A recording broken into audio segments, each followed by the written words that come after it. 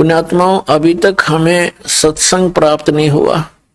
हमने कभी जोर देकर सोचा ही नहीं कि ये हमारे साथ ऐसी घटनाएं क्यों घट रही हैं। जन्म होता है, खुशी मनाई जाती है, मृत्यु होता है, हाहाकार मच जाता है। कोई रोगी है, कोई कोढ़ी है, किसी का अंग भंग है, कोई व्यवसाय के कारण कष्ट में है, कोई धन अधिक होने से दुखी, कोई धन के बिना दुखी, कोई संतान से दुखी, कोई संतान के बिना दुखी। आजीवन इस शरीर को ही सुरक्षित रखने के लिए, इसी को चालू रखने के लिए हम सारा जीवन लगे रहते हैं। 100 जगह झूठ बोलते हैं, ना जाने कितने पाप कर डालते हैं बगैर ज्ञान के। फिर उनका दंड भोगने के लिए पशु पक्षी आदि योनियों में हमें जाना पड़ता है। खाओ पियो, फ्रेश हो जाओ, फिर खाओ पियो, सो जाओ, पढ़ के उठते ही फिर धंधे पर लग जाओ, और इसी प्रोसेस में कभी अचानक मृत्यु हो जाती है। जिन कार्यों को हम अति अनिवार्य जानते हैं वो अधूरे ही रह जाते हैं, हम चले जाते हैं। तो परमात्मा कहते हैं, जब तक आपको आध्यात्मिक संपूर्ण ज्ञान नहीं होगा तब तक आप इधर सोच भी नहीं सकते, इस मार्ग पर कदम भी नहीं रख सकते। आध्यात्मिक संपूर्ण ज्ञान, कंप्लीट ज्ञान पूर्ण संत दिया करते हैं, और स्वयं परमात्मा आकर ही वो यथार्थ ज्ञान प्रदान किया करते हैं। फिर उन महापुरुषों को, जिनको परमात्मा मिले, वो भी फिर परमात्मा के यथार्थ ज्ञान को ही प्रचार किया करते हैं, वो झूठ नहीं बोल सकते। तो जिन महापुरुषों ने परमात्मा को पाया वो संख्या में थोड़े थे, और जिन्होंने जनता को बरगलाया, झूठी कथा सुना के, शास्त्र विरुद्ध साधना बता के काल के जाल में फंसाया, वो बिना गिनती के असंख्य हैं। तो हमारे आसपास जो हमें ज्ञान प्राप्त हुआ वो अज्ञान था, और जिन महापुरुषों ने ज्ञान दिया वो संख्या में कम थे। उनके ज्ञान पर हमें विश्वास हुआ नहीं, क्योंकि हमें बरगलाने वाले घने व्यक्ति थे। उसका कारण क्या था कि हम उनके बहकावे में आ जाते थे। उसका कारण ये था कि हम अशिक्षित थे, और जिनको हम आचार्य, गुरु, ब्राह्मण, मंडलेश्वर, महर्षि माना करते थे, वो संस्कृत भाषा अवश्य जानते थे, लेकिन उनको आध्यात्मिक ज्ञान नहीं था। एक भाषा विशेष के जान लेने से कोई महर्षि नहीं बन जाता, या कोई संत नहीं बन जाता, विद्वान नहीं बन जाता। कोई संस्कृत में विद्वान है तो इंग्लिश में वो अविद्वान है, उसको कख नहीं पता उसका। विद्वान कौन होता है? जिसको पूर्ण अध्यात्म ज्ञान है, चाहे वो अक्षर ज्ञान भी नहीं रखता। भाषा प्रथम है, लिपि बाद में बनी है, व्याकरण भी उसी से बनाई जाती है। तो पुण्यात्मा, आज आपको वो सुअवसर प्राप्त हुआ है जो कभी आपको असंख्यों युगों के बाद प्राप्त हुआ होगा। कौन सा सुअवसर? कि ये बीचली पीढ़ी का समय, ये परमात्मा के ठीक का समय, कलयुग का 5500 वर्ष बीत जाना, और इस अध्यात्म ज्ञान का और सतनाम का और सारनाम का सार्वजनिक करने का अवसर समय परमात्मा ने दिया है। और इस समय आपका मानव शरीर, तो पुण्यात्माओं, आपके किस्मत का कोई पैमाना नहीं जिसे नापी जा सके, आप कितने पुण्यकर्मी प्राणी हो। लेकिन जो मार्ग आपको प्राप्त हुआ है, इसके ऊपर अंतिम सांस तक दृढ़ रहना है। जरा सा भी गलती खा गए, चाहे अंतिम समय में भी आप इस मार्ग से विचलित हो गए, तो काल के जाल में रह जाओगे। लेकिन आपका किया हुआ ये भक्ति क्रम, सिमरण, सेवादान, ये आपके साथ रहेगा। लेकिन वो साथ तो रहेगा और वो आपको यह संसारिक काल का सुख भी अत्यधिक प्रदान कर देगा। लेकिन लाभ क्या हुआ उससे? जो उद्देश्य था वो तो रह गया। जो पुण्यात्मा आज इस भक्ति युग में परमेश्वर कबीर जी की शरण में इस दास के माध्यम से आएंगे, और ये ऐसे मंत्र हैं जो बहुत ही जल्दी आपको भक्ति से चार्ज कर देंगे। जैसे बैटरी बिल्कुल डेड होगी, यानी डाउन होगी कति, और चार्जर पर लगा दो, स्टार्ट होगी तो घंटे 2 घंटे में वह चार्ज भी हो जाएगी। जब तक चार्जर ही नहीं लगाएंगे तो वो डेड हो जाएगी। तो इसी प्रकार जो पुण्यकर्मी प्राणी गुरु पद पर विराजमान है वर्तमान में या पहले कभी रहे हैं, परमात्मा को छोड़कर या उन महापुरुषों को छोड़कर जो भगवान से परिचित हुए, क्योंकि उनको तो चार्जर मिल गया था, सतनाम मिल गया था। अन्य जितने भी हैं वो पिछले पुण्यकर्मी प्राणी हैं, और वो भक्त, वो श्रद्धालु जो इन नकली संतों के फंस गए, ये भी पिछले जन्म के भक्ति से चार्ज थे। आगे इनको चार्जर मिला नहीं। चार्जर mean way of worship according to the shastra. शास्त्र विधि अनुसार ये सत्य साधना प्राप्त हुई नहीं, तो जिस कारण से उनकी पिछले जन्म की बैटरी यानी पुण्यकर्म रहे तब तक चार्ज रही वो बैटरी, तब तक तो उनके घरों में सारे सुख दिखाई देते थे। और फिर एकदम ही वो सुविधाएं समाप्त हुई। जो ये मान रहे थे कि हम इन राधा स्वामी पंथ के प्रवर्तकों द्वारा, संतों द्वारा दिए मंत्रों को जाप कर रहे हैं, जिस कारण से हमें सुख हो रहे, आज उनके घरों में कैर टूट रहे हैं। पुण्यात्माओं, ये काल का जाल है। काल ये चाहता है कि ये नास्तिक हो जाएं, इनकी आस्था हट जाए भगवान से। और परमात्मा ये चाहता है कि जब तक ये पिछली पीढ़ी का समय आवे तब तक इनकी आस्था भगवान में बनी रहे। कुछ ऐसी लीला वो स्वयं ही करने आते हैं, ऐसी लीलाएं करके जाते हैं जिससे हमारा भगवान में विश्वास दृढ़ रहता है। जैसे द्रौपदी का चीर बढ़ाना, ये श्री कृष्ण के बस की बात नहीं थी, परमात्मा ने स्वयं लीला की थी। सोचल छिद्र मैं करूं अपने जन के काज, तो उनका चीर बढ़ाया था परमात्मा ने सूक्ष्म रूप में आके। तो वो आज तक हमारी भगवान के प्रति दृढ़ता रही। फिर बीच में ये काल के दूत आ गए, इन्होंने ये कहना शुरू कर दिया, ये महर्षि दानंद जैसे अज्ञानियों ने, कि ये कभी नहीं हो सकता। अरे जब भगवान मनुष्य जैसे कर्म करेगा तो भगवान कहां से हो गया? फिर वो परमात्मा उसी को कहते जो अनहोनी को होनी कर दे और होनी को करे अनहोनी। तो अब ये नास्तिकता की तरफ चल पड़े थे। अब जैसे महात्मा बुद्ध कौन थे? ये महापुरुष थे, पुण्यकर्मी प्राणी थे पिछले जन्मों के। ये स्वर्ग में से सीधे पृथ्वी पर जन्मे थे और राजा के घर जन्म हुआ। राज को भी त्याग दिया, क्योंकि जो सुख इन्होंने स्वर्ग में देखा था वो यहाँ के राज्य में नहीं होता। तो इसकी आत्मा तृप्त नहीं हुई इस सुख से, घर त्याग दिया भगवान प्राप्ति के लिए, पुनः उस स्थान की प्राप्ति के लिए। आगे कोई संत सा मिला नहीं जो मार्गदर्शन ठीक कर दे। इसने हठ योग किया, गया के अंदर वट वृक्ष के नीचे बैठकर साधना शुरू की।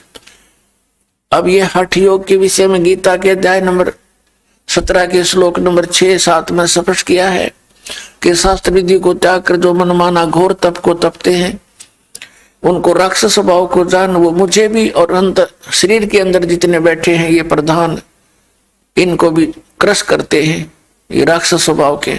तो कहने का भाव ये है कि मरने को हो गया महात्मा बुद्ध। एक माई ने उसके मुख का खीर लगा दी, सहज से धीरे धीरे चाटने लग गया। अगले दिन उसने अच्छी खीर खाई, धीरे धीरे फिर वो शरीर स्वस्थ हुआ, चार्ज हुआ उसका शरीर। अन्न के बिना वो कंडम हो गया था। फिर उसने अपना विधान बता दिया, अपना अनुभव कि starvation could not lead to salvation. भूखा मरने से आत्म कल्याण नहीं हो सकता। अब भूखा मरण की कही थी किसने उस टाइम? कौन से शास्त्र में लिखा है कि भूखा मरण परमात्मा मिलेगा? आप पैदा हठ योग करें, बकवाद करें, शास्त्र विधि त्याग कर साधनाएं करें, फिर उनसे कुछ मिलना ही नहीं, फिर अपने अनुभव बताने लग जाते हैं। श्रीमद् भगवद गीता अध्याय नंबर 6 के श्लोक नंबर 16 में कहा कि अर्जुन, ये योग अर्थात भक्ति न तो अधिक खाने वाले की और न बिल्कुल न खाने वाले की, ये अन्न त्याग दे निराहार रह करके व्रत रखते हैं, और ना गणित जागने वाले की और ना अधिक सोने वाले की कभी सफल नहीं होती, सफल नहीं होती। तो जो हमारे सदग्रंथ हमें गाइडलाइन कर रहे हैं, इनका इनको कख पता नहीं था। तो फिर क्या होता है, ये पुण्यकर्मी प्राणी था पिछले जन्म का, इसकी वचन में भी शक्ति थी, और जिस कारण से इसने अपने ऐसा विधान बना दिया जो आम जनता को पसंद था, और लाखों लोग इसके पीछे अनुयायी बन गए महात्मा बुद्ध के। और जो दीक्षा महात्मा बुद्ध देता था वो शास्त्र विधि त्याग का मनमाना आचरण था, जिस कारण से महात्मा बुद्ध के अनुयायियों को आध्यात्मिक लाभ कोई नहीं हुआ। कुछ वर्षों के बाद, क्योंकि पहले तो सभी भगवान को चाहने वाले व्यक्ति थे, धीरे धीरे नष्ट तीसरी चौथी पांचवी छठी पीढ़ी में जाकर के, पहले तो पुण्यकर्मी प्राणी थे उसके अनुयायी, उनको अपने आप पिछले संस्कारों से लाभ होता रहा। वो सोचते रहे कि जो हमारे गुरुजी ने हमें साधना बताई है इससे हमें लाभ हो रहा है। आगे चलकर उन्हीं साधना के करने वाली अगली पीढ़ियों को कोई लाभ नहीं हुआ, तो अंत में नास्तिक बन गए कि कुछ नहीं होता भगवान की भक्ति से, क्योंकि उनकी भक्ति ठीक नहीं था, होगा कैसे? जिस कारण से पूरा चीन जो विश्व की लगभग आधी आबादी बताते हैं वो सारा नास्तिक हो गया, कम्युनिस्ट कहने लग गया अपने आप में, भगवान से दूर आदमी। और जो ये कहता है कि कुछ भी नहीं है, परमात्मा कुछ नहीं है, अपने आप सृष्टि बनती है, नर्मदा से उत्पन्न होती है, इसके विषय में गीता जी में लिखा है 17वें अध्याय के 4, 5, 6 श्लोक के अंदर और 10, 11 के अंदर कि जो व्यक्ति ये कहता कि भगवान नहीं है और ये नर्मदा से उत्पन्न होती है सृष्टि, वो उसके विषय में लिखा कि वो नास्तिक और संसार का नाश करने के लिए पृथ्वी पर जन्मा है। वो ऐसे निकम्मे आदमी बताए। तो पुण्यात्माओं, अब यही चाल काल ने चाल रखी है। ये निरंकारी पंथ और एक यू ब्रह्मा कुमारी पंथ, एक यू राधा स्वामी और सच्चा सौदा सिरसा वालों का पंथ, जय गुरुदेव पंथ, जनोद भिवानी वाले का पंथ, यू राधा स्वामी एक का कुएं का जल है सारा। ये काल के सुनियोजित जाल हैं। अब पुण्यात्माओं, इस दास ने 1994 से लेकर आज 2012 होगी, 18 वर्ष हो गए गला पड़ाते ने। और बूंदा अच्छा कहें मुझे, मैं सच्चा ज्ञान बताऊं, मुझे बुरा कहें, और मुश्किल से ये 10-1 लाख व्यक्ति हुए होंगे। और वहां देखो भगवान करोड़ों की संख्या में, क्योंकि वहां तो काल का भाव है, कितने जाओ काल प्रेरित करके भेजता है ना, वहां ले लो नाम, वहां सब ठीक है। अब ये दास गांव गांव में सत्संग करने जाता था। अब सत्संग तो सुनते हमारा इस दास का, पर सत्संग सुनने के बाद आत्मा बेचैन हो जाती है, तरफ उठती है भगवान के लिए। जब नाम की कहते कि दीक्षा ले लो, फिर क्या कहते ना, दीक्षा तो हम कहीं और से लेंगे, बड़े गुरुओं से। वो बड़े गुरु कौन? राधा स्वामी वाले, वहां लाखों व्यक्ति जाते हैं, आपके पास तो 50 व्यक्ति सत्संग सुनने आ रहे हैं। शुरू की बातें, मैं कहा भाई बड़ा काल ने बड़ा काम कराए। तो अब सत्संग सुने हमारा, हर नाम ले वो सच्चा सौदाले का जाकर सिरसा गया। और फिर दूसरा कारण क्या था कि हम सभी बुराई छुड़वाते हैं, बीड़ी, शराब, मांस, तम्बाकू, हुक्का, सिगरेट और अन्य जो भक्ति बाधक हमारी रीतियां हैं वो भी नहीं हमने करनी। तो वो क्या कहते हैं, भाई बीड़ी तो नहीं छूटे। कोई कहता भाई मैंने नाम लेना है, किसी से वो पता लगता है कि कोई दूसरे गुरु से उपदेशी है, उसके पास जाकर उसने कहा कि मैंने नाम लेना है लेकिन मैं बीड़ी नहीं छोड़ूंगा। तो कहते दादा स्वामी वाले और धन धन सतगुरु वाले कहते बीड़ी की कोई बात नहीं, आज तेरा नाम दुआ के लिया। वो गिल हो लिया, बस बीड़ी छोड़नी नहीं, नाम गुरु जी का ले लिया, मोक्ष हो जाएगा। अब खाक मोक्ष होगा उसका। एक बहन अपनी बहन को नाम दिलाने लाई, उसने बताया कि ये मेरी बहन है। वो उसकी बहन पहले से दीक्षित थी दास से। उसने जो हमारे से दीक्षित थी भगवान कबीर साहब की शरण में थी, उसने बताया जी ये मेरी बहन है और 8-7 वर्ष से ये राधा स्वामी का नाम ले रही है और इसकी इतनी दुर्गति हो रही है, वे बुरा हाल हो गया इसके घर का, और मुश्किल से मना के लाई हूं। न्यो कहे गुरु ना बदला करते। और जो उसके आसपास की जो औरतें थी वो न्यो कहती थी गुरु तो ऐसा बदल लिया, ऐसा खसम बदल लिया। अरे फूटे बाग थरे, गुरु का नाता अलग है। गुरु एज ए डॉक्टर, पति अपने स्थान पर है। जैसे एक डॉक्टर से रोग नहीं नाश हो रहा तो 6 बदलने चाहिए अपना जीवन बचाने के लिए, ये कोई बात है। फिर दूसरा नो बोली मैंने पता था कि ये बीड़ी बेड़ी पिया करें। मैंने कहा बहन तू बीड़ी भी पीती होगी? हाँ जी, बीड़ी छोड़नी पड़ेगी। कहने लगी जी ठीक है छोड़ दूंगी, छूटेगी तो। मैं ऐसा नहीं, ये छोड़नी पड़ेगी, अगली छोड़ दूंगी। वो नो कहने लगी, बोला जी पहले तो मैं नहीं पीती थी, नाम लेने के बाद पीने लगी। अरे तेरे फोटे बाग, नाम ले पा छोड़ा करें शुरू कराया करें, तारी सारी उल्टी रीति। वो कहने लगे जी मैं पहले नहीं पीती थी, सत्संग करती थी गांव में, औरतें जैसे उनकी चर्चा होती है, ज्ञान चर्चा, तो वहां बीड़ी का प्रसाद देते हैं। एक प्लेट में खोल के बीड़ी अलग अलग और माचिस बीच में एक रख देते हैं और सब ने अनिवार्य होता है प्रसाद पी ले, क्यों शिवदयाल जी भी हुक्का पड़ा करता, तो इनको हुक्के कोई आंट नहीं तमाकू की। और परमात्मा कहते अमल आहारी आत्मा कदे न पावे पार, भांग तमाकू छोतरा अफू और शराब, कह कबीर कैसे हो बंदगी ये तो करें खराब। अब प्रसंग चल रहा है, उसी पर आते हैं। तो वहां से नाम ले आए कि वहां कोई मर्यादा की आवश्यकता नहीं, सारे संसारिक कर्म वैसे ही करते हैं जो एक भगत को नहीं करने चाहिए।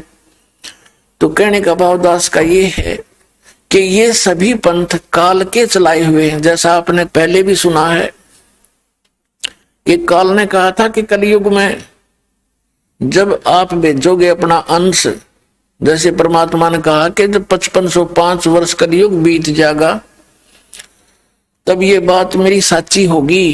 क्या साची होगी? कि मैं कलयुग में उस 5500 जो वर्ष कलयुग बीत जाएगा अपना अंश भेजूंगा, अपनी प्यारी आत्मा अपना दास भेजूंगा और वो सतनाम देने का अधिकारी होगा।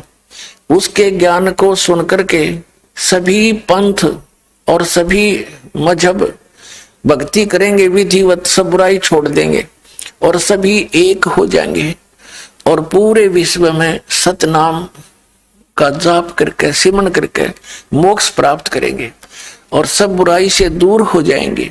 सतयुग जैसा माहौल पूरी पृथ्वी पर इस भक्ति युग में एक बार पुनः फिर होगा। तो तब काल ने कहा था कि मैं और भी बहुत से पंथ आपके सतलोक सचखंड के नाम ले लेकर चलवा दूंगा और वो सभी पंथ वो नाम मेरा ही जाप करेंगे काल का, यानी सतनाम को छोड़ के और जितने भी मंत्र हैं और सार नाम आदि नाम को छोड़कर सभी जाप काल के हैं मंत्र विधि, और उनके जाप करने वाला काल कहता है मेरा ही होगा। ये प्रोमिस करा था परमात्मा से, प्रार्थना करके वचनबद्ध किए थे भगवान आपका नाम जपे आपका, आपकी भक्ति करे आपके और मेरी करें वो मेरे। तो एक सतनाम और सार नाम को छोड़कर सभी मंत्र काल के हैं, तो वो अपने आप काल के जाल में रहेंगे। तो इस काल ने कहा था कि 12 पंथ करो मैं साझा, नाम तुम्हारा ले करूं आवाजा, द्वादश पंथ नाम जो ले ही, वो मेरे मुख आन समोही, और अनेक पंथ चलाऊं। वो 12 पंथों से अलग कहता, और अनेक, जैसे ब्रह्मा कुमारी, राधा स्वामी पंथ, धन धन सतगुरु, सच्चा सौदा, जगमाल वाली और सिरसा पंथ, और ये जय गुरुदेव पंथ, वे 5 नाम जाप करते हैं। सच्चा सौदा ने थोड़ी सी चतुरता कर ली, काल मूर्त सब स्वरूपी राम सतपुरुष, ये कोई मंत्र है? ये तो एक महिमात्मक नाम है, उस परमात्मा की उपमात्मक नाम है, उसको तो हमने पाना है, उस सतपुरुष को, अकाल मूर्त को। जल की महिमा सुनाई जा रही है, जल पानी नीर करते रहो, क्या जल मिल जाएगा? उस जल पानी नीर को तो हमने ढूंढना है, उसका प्रोसेस अलग है। हैंडपंप लगाओ, वो की मारो, और फिर हैंडपंप ऊपर लगेगा मशीन, और फिर उसकी पूजा करो, उसको हलाओ, सेवा करो, वो जल निकलेगा। ऐसे ही सतनाम और आदि नाम और प्रथम के वो 5 नाम, ये पूरा प्रोसेस है उस जल को प्राप्ति का, उस सतपुरुष को प्राप्ति का। ये पूजा ही नहीं है, पूजा उसकी होती है जिसको इष्ट रूप में हम मानते हैं। जैसे एक पतिव्रता बेटी होती है, पतिव्रता पत्नी होती है, वो अपने ज्वाइंट फैमिली में रहती है, जेठ भी होते हैं, जेठानी भी होती है, देवर और देवरानी भी होती है, सास ससुर भी होते हैं, छोटी बड़ी ननद भी होती है, रिश्तेदार भी आते हैं, और भी कोई मित्र प्यारे उसके पति और ससुर के आते हैं, तो सबका आदर करती है, सबसे प्यार से बोलती है और बहुत अच्छा व्यवहार करती है, लेकिन वो उनकी पूजा नहीं कर रही, वो पूजा तो अपने पति की कर रही है। आदर सत्कार कोई अन्य वस्तु होता है। अब पूजा में और सत्कार में दिन रात का अंतर होता है। अब जैसे वो पहले ऐसे ढंग से रहती है घर में, पतिव्रता लड़की में सारे गुण होया करें, वो एक गुण से पतिव्रता नहीं बन जाती, वो तो पतिव्रता लट्ठम लट्ठा रहे, तो सारा दिन ननद गेलिया, कदे सास के साथ, कदे ससुर ने गाली दे रही, वह क्या की पतिव्रता, वो तो कली आ रही है। तो पतिव्रता के अंदर सारे गुण होया करें, पतिव्रता तो है ही है, साथ में वचनव्रता भी होनी चाहिए, यानी ऐसे वचन बोले जो किसी दुख ना दे। तो वो ऐसी लगती है कि जैसे सबको बहुत अच्छा प्यार देती है, सबको अपनी सी लगती है, लेकिन जब वो ज्वाइंट फैमिली अलग होती है, वो ज्वाइंट फैमिली में रहती थी, इकट्ठा परिवार में रहती थी, जब वो भिन्न भिन्न होते हैं तो उससे में देखो पूजा किसकी करती थी, उसके हिस्से में 1 चम्मच भी आई होगी उसको भी नहीं छोड़े, जब बैठा लाओगी कि मेरी है, अपने पति के साथ अपने घर में चली जाएगी जो उसके हिस्से में आए हैं, फिर ना देखे उनकी तरफ जाए कर भी। तो पुण्यात्मा, हम यहाँ इस पृथ्वी पर रह रहे हैं, हमारा एक ज्वाइंट फैमिली है, उसमें हमारे मुखिया कौन है? ये तीनों देवता, रजगुण ब्रह्मा, सतगुण विष्णु, तमगुण शिव जी, दुर्गा और गणेश, और साथ में ये ब्रह्म। तो हम इनके साथ रह रहे हैं, ये हमारी ज्वाइंट फैमिली है, ये यहाँ के प्रधान है। तो यहाँ के प्रधानों से हमें, जब तक हम यहाँ रहेंगे तो सभी सुविधाएं नहीं से प्राप्त होगी हमें, और जब हम यहां से चलेंगे तो हम इनकी जो साधना करते हैं, ये पूजा नहीं करते, ये हमारा एक नैतिक धर्म बने, इनका सत्कार करें, बड़े छोटे का यथोचित सत्कार करना हमारा कर्तव्य बनता है। तो हम इनका सत्कार करते हैं, पूजा नहीं करते हैं। जैसे आपने बैंक लोन ले रखा है और साथ में मीटर कनेक्शन ले रखा है, बिजली का, पानी का और टेलीफोन कनेक्शन ले रखा है, तो इन सब का जो तुम बिल भरते हैं आप, तो पूजा थोड़ी है, वो तो उनका देना है, उसको प्यार से दिया जाता है, प्रेम के साथ उनके साथ व्यवहार, अपना कांटेक्ट रखा जाता है, तो वो पूजा नहीं है, वो हमारा अपना जो एक शिष्टाचार होता है, उस आधार से हम उनको बैंक का लोन भर रहे हैं तो वो हम प्यार देते हैं, चाय पिलाते हैं, बैठो जी, आओ जी। और हम बैंक लोन ना देंगे तो अगले दिन गाड़ी लेकर खड़े होंगे, अग भाई तेरा सील करते हैं। तो इसी प्रकार हमने सतलोक चलना है और यहाँ के जितने भी ये प्रधान हैं, इनका कर्जा हमने उतारना है। उस कर्जे को उतारने के लिए, उस लोन को उतारने के लिए हमने कौन कौन सी साधनाएं करनी है, कौन कौन सी मजदूरी करनी है। साधना का अर्थ मजदूरी होता है और पूजा अलग होती है। तो साधना तो प्रोसेस है, जैसे हम पूजा तो करते हैं जल की, और साधना कौन सी है, वो हैंडपंप लगाते हैं, वो हमारी साधना है। फिर ऊपर मशीन लगाते हैं और मशीन लगा के फिर जल निकालते हैं, वो भी साधना में ही है। और उद्देश्य क्या है सब मजदूरी करने का, कि हमें जल मिले। तो जल के लिए सारा कुछ ये प्रोसेस हो रहा है। ब्रह्मा विष्णु महेश के जो मंत्र आपको दिए जाते हैं, ये प्राथमिक चिकित्सा समझ लो आपकी। तो ये हमारी पूजा नहीं है, ये तो मजदूरी है। लेकिन पाना क्या है, हमने जल पाना है, वो अकाल मूर्त पाना है, वो सतपुरुष पाना है, उसका प्रोसेस है। ये 5 नाम प्रथम आपको दिए जाते हैं। तो ये पहले केवल 5 नाम ही दिए जाते थे, क्योंकि परमात्मा ने कहा था, धर्मदास मेरी लाख दुहाई, और ये सार मूल ज्ञान की तबारना चाहिए। अभी इस मूल ज्ञान को सार्वजनिक नहीं करना। इन 5 नामों के जाप से बहुत लाभ होता है। यहाँ का संसारिक लाभ आपको कलम तोड़ मिल जाएगा इन 5 नामों से, जो आपको 7 दिए जाते हैं। अब प्रथम और लास्ट, इसके अतिरिक्त जो बीच के मंत्र हैं, इनसे आपकी संसारिक सुविधा बहुत मिलनी शुरू हो जाएंगी। ये इतने गजब के मंत्र हैं, ये वास्तविक मंत्र हैं इन भगवानों के। जैसे कई लोग कहें कोई मंत्र दे दे गुरुजी, नहीं। अब जैसे खागड़ जोटे होते हैं, अपने भैंसे देखे हो, उन्हें भैंसा भैंसा करें जा, वो कति नहीं देखे। अरे एक बार नो कर दो, वो नो देखेगा बाज गए, तो उसका अट्रैक्शन हो गया उसमें, उसका अपने आप ही प्रभावित होता है, दौड़ा होगा फिर। तो ऐसे ये मंत्र हैं जो इन भगवानों को विवश कर देते हैं, ऐसे अट्रैक्ट होने के लिए और खींचने के लिए। इसलिए सतनाम कहलाता है। ये जो 2 अक्षर का मंत्र है, ये सच्चा नाम है और इसी से प्रभावित होते हैं। तो पुण्यात्मा,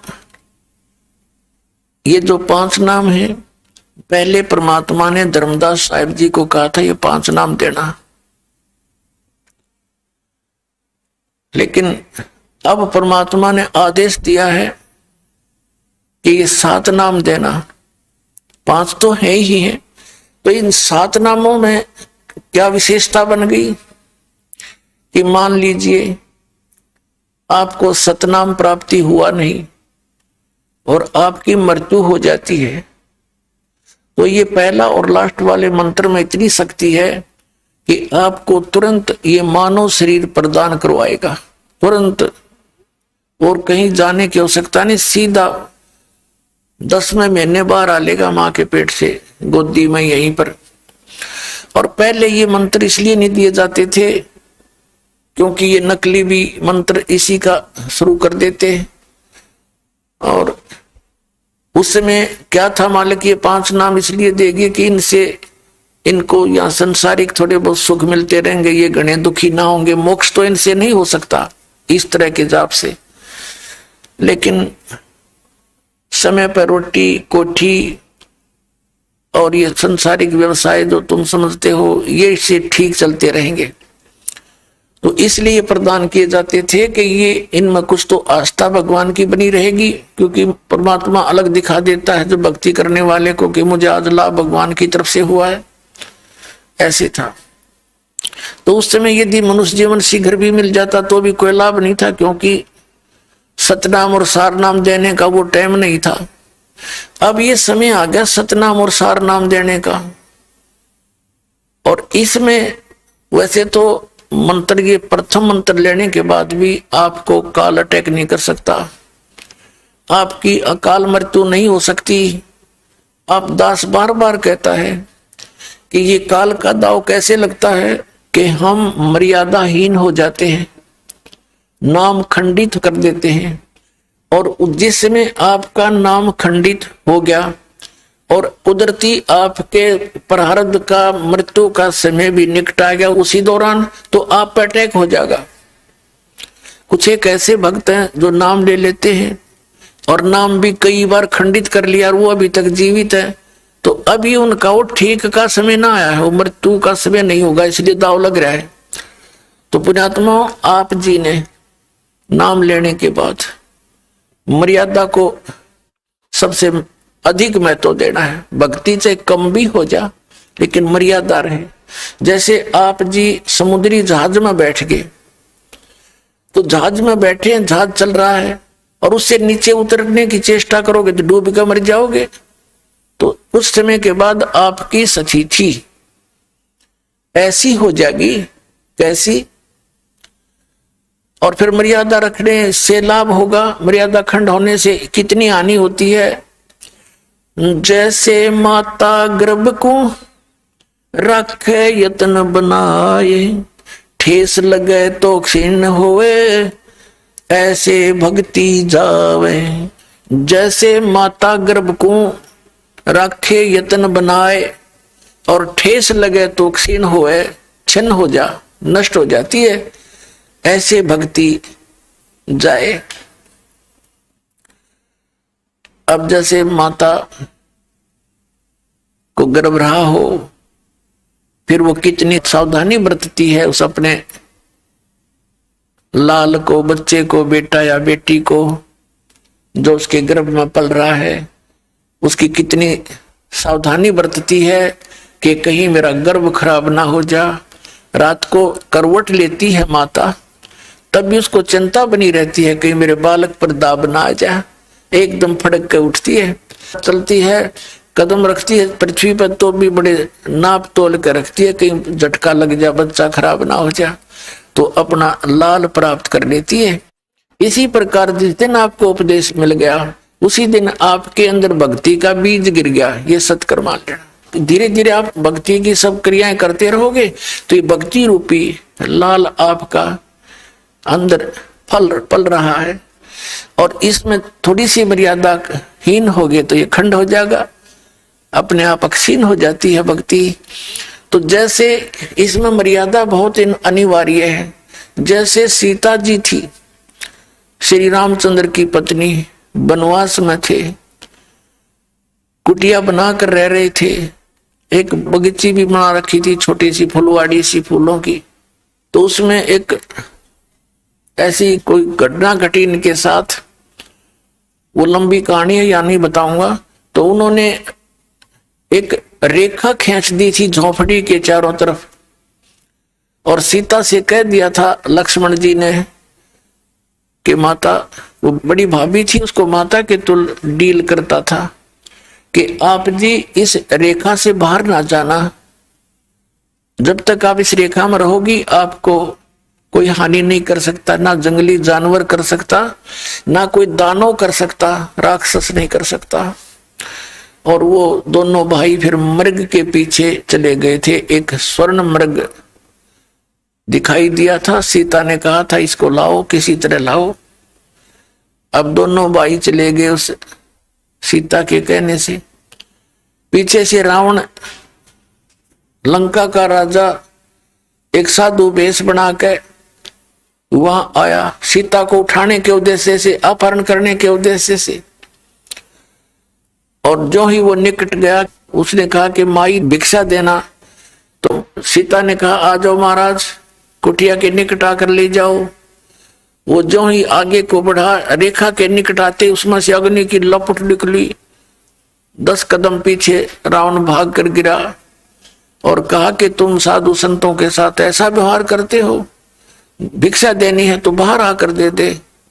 अब सीता ने अपनी जीव सोच से सोचा था कि फर्क पड़े है, साधु है, अभी दे आती हूँ भिक्षा, अभी आ जाती हूँ वापस।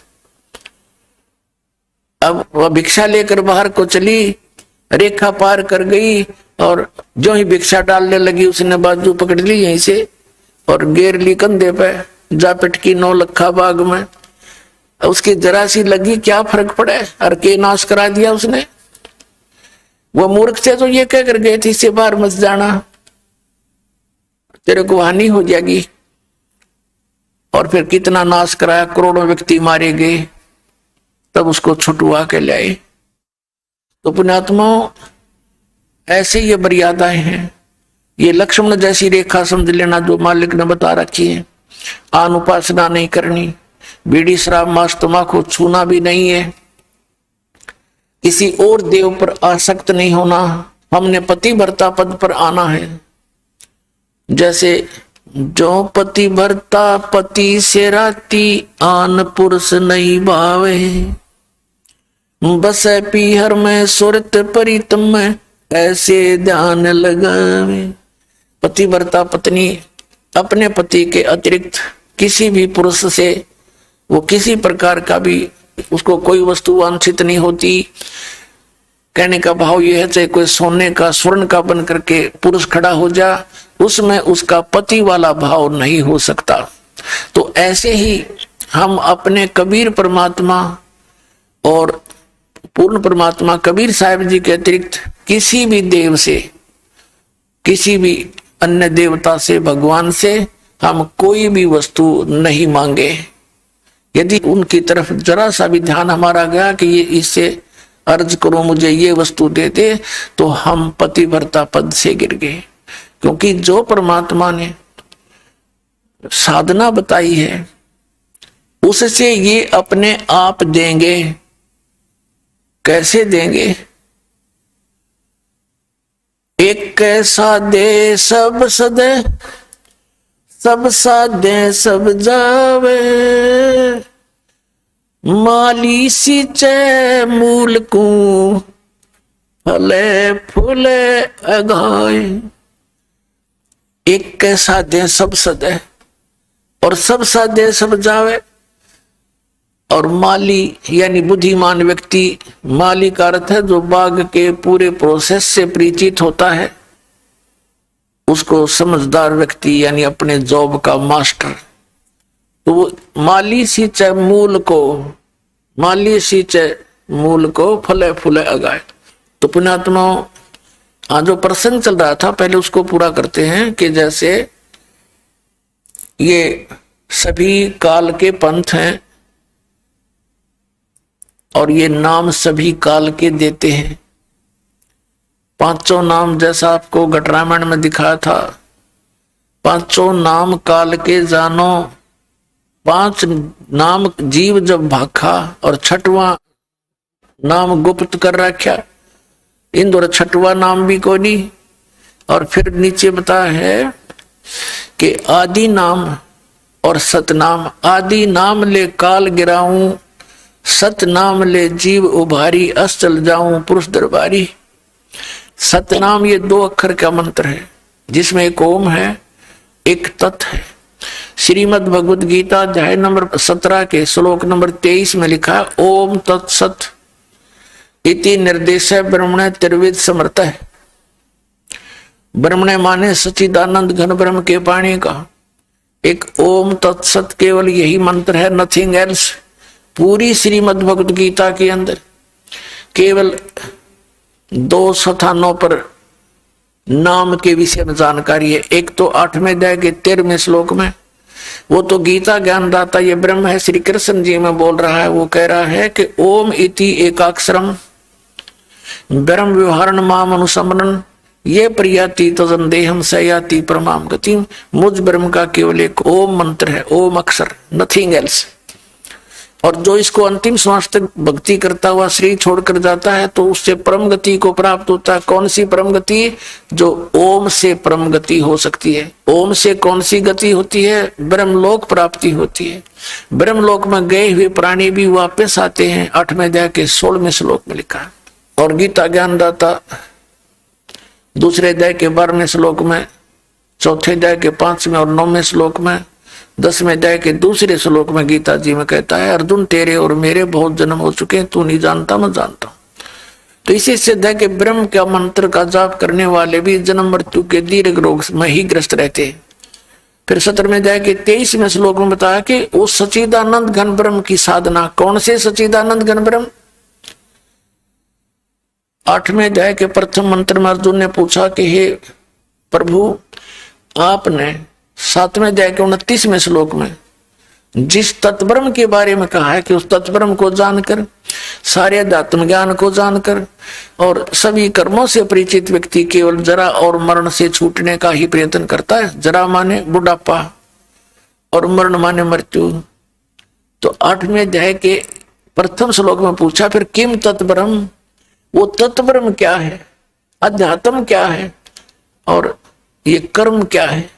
8वें अध्याय के तीसरे श्लोक में गीता ज्ञान दाता ने कहा वो परम अक्षर ब्रह्म है, वो गीता ज्ञान दाता से अन्य है। और चौथे अध्याय के 32 और 34 श्लोक का ये निष्कर्ष है कि बताया है कि जो धार्मिक अनुष्ठानों की जानकारी है वो सच्चिदानंद घन ब्रह्म की वाणी में विस्तार से कही गई है। ब्रह्मणे मुखे शब्द है मूल पाठ के अंदर चौथे अध्याय के 32वें श्लोक में। तो मूल पाठ में है ब्रह्मणे मुखे, इन्होंने अनुवाद गलत कर दिया, वहां पर गीता अनुवादकर्ताओं ने वेद की वाणी कर दिया। अरे भले आदमियों, ब्रह्म माने वेद होता है, ब्रह्म माने तो भगवान होता है जैसे, और वेद उसका संविधान है। जैसे राजा और संविधान में जो अंतर है, राजा का अर्थ कोई संविधान करता है तो कितना बुद्धिमान होगा, कति मूर्ख। तो ब्रह्मणे मुखे माने सच्चिदानंद घन ब्रह्म ने अपने मुख कमल से जो ज्ञान उच्चारण किया वो सूक्ष्म वेद है, जो कबीर परमेश्वर ने अपनी वाणी में बोला और धर्मदास जी ने लिपिबद्ध किया, उसको सूक्ष्म वेद कहते हैं, कबीर वाणी है वो। यहाँ कहा चौथे अध्याय के 32वें श्लोक में और चौथे अध्याय के 34वें श्लोक में कि वो तत्व ज्ञान है जो 32 में बताया, और चौथे अध्याय के 34 श्लोक में कहा कि उस तत्व ज्ञान को गीता ज्ञान दाता कहता मैं नहीं जानता, उसको तो तत्वदर्शी संतों के पास जाकर समझ, उनको दंडवत प्रणाम करने से। गीता ज्ञान दाता पूरी गीता जी में अपने विषय में 18वें अध्याय के और 65वें श्लोक में कहे कि मुझे नमस्कारु, मुझे नमस्कार कर, मुझ में भाव वाला हो, मुझे ही प्राप्त होगा, मेरी पूजा कर। और यहाँ कहता है कि उनको दंडवत प्रणाम कर, केवल तत्वदर्शी संत को ही दंडवत प्रणाम का विधान है। वो अपने लिए भी कहता मुझे नमस्कार कर और दंडवत प्रणाम उनको कर, और वो तत्वदर्शी संत फिर तुझे उस परमात्म तत्व का ज्ञान कराएंगे। तो 15वें अध्याय के 1 से 4 और 16-17 श्लोक में बताया है कि उल्टा लटका हुआ संसार रूपी वृक्ष है। इस संसार रूपी वृक्ष की समझो ऊपर तो जड़ है, वो तो परोक्ष है, वो दिखाई नहीं देती जड़। जैसे पृथ्वी में वृक्ष की जड़ दिखाई नहीं देती, नीचे जो जमीन से तुरंत बाद हिस्सा दिखाई देता है पार्ट ऑफ द ट्री, उसको तना बोलते हैं। और उससे ऊपर फिर मोटी शाखा होती है, और उस मोटी शाखा के फिर आगे मोटी डार होती है, उस डार के फिर शाखा होती है, शाखाओं के फिर पत्ते होते हैं। तो ऐसे बताया है कि जो इस उल्टे लटके हुए संसार रूपी वृक्ष की ये सभी स्थिति क्लियर कर दे, तना कौन भगवान है, जड़ कौन भगवान है, डार कौन है, शाखा कौन है, पत्ते क्या है। स वेदवित ऊर्ध्व मूलम अधः शाकम अस्तोत्थम प्राहु अव्यम। अब क्या बताया है कि उल्टा लटका हुआ संसार रूपी वृक्ष, जो ऊपर को जड़ और नीचे को अधः शाखम, ये एक अविनाशी पीपल का वृक्ष जानो। और छंदासी यस्य पर्णानी, यानी इसके पत्ते आदि जो छंद हैं, ये तम वेद स वेदवित, जो इसको जानता है, इस सभी छंद को, छंद माने विभागों को, टुकड़ों को, हिस्सों को, जो इस संसार रूपी वृक्ष के सभी भागों को, विभागों को जानता है, स वेदवित, वो तत्वदर्शी संत है। अब ये जानकारी किसने बताई? उस जगत गुरु तत्वदर्शी संत रूप में प्रगट परमेश्वर कबीर देव जी ने आज से 600 वर्ष पहले जो एक संत की भूमिका करने आता है, यथार्थ ज्ञान देने के लिए यहाँ प्रगट होते हैं, जिसके विषय में वेद गवाही देते हैं कि वो परमात्मा ऐसी लीला करता है।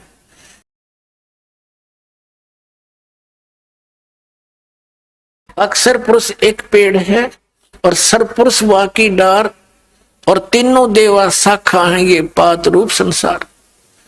उस परमात्मा ने 600 वर्ष पहले बताया था कि उल्टा लटका हुआ संसार रूपी वृक्ष है, इसके ऊपर को जड़ है वो तो गुप्त है, जो तना दिखाई देता है वो तो समझो अक्षर पुरुष। ये जैसे गीता जी अध्याय नंबर 15 के श्लोक नंबर 16 और 17 में 3 पुरुष हैं, एक सरपुरुष एक अक्षर पुरुष।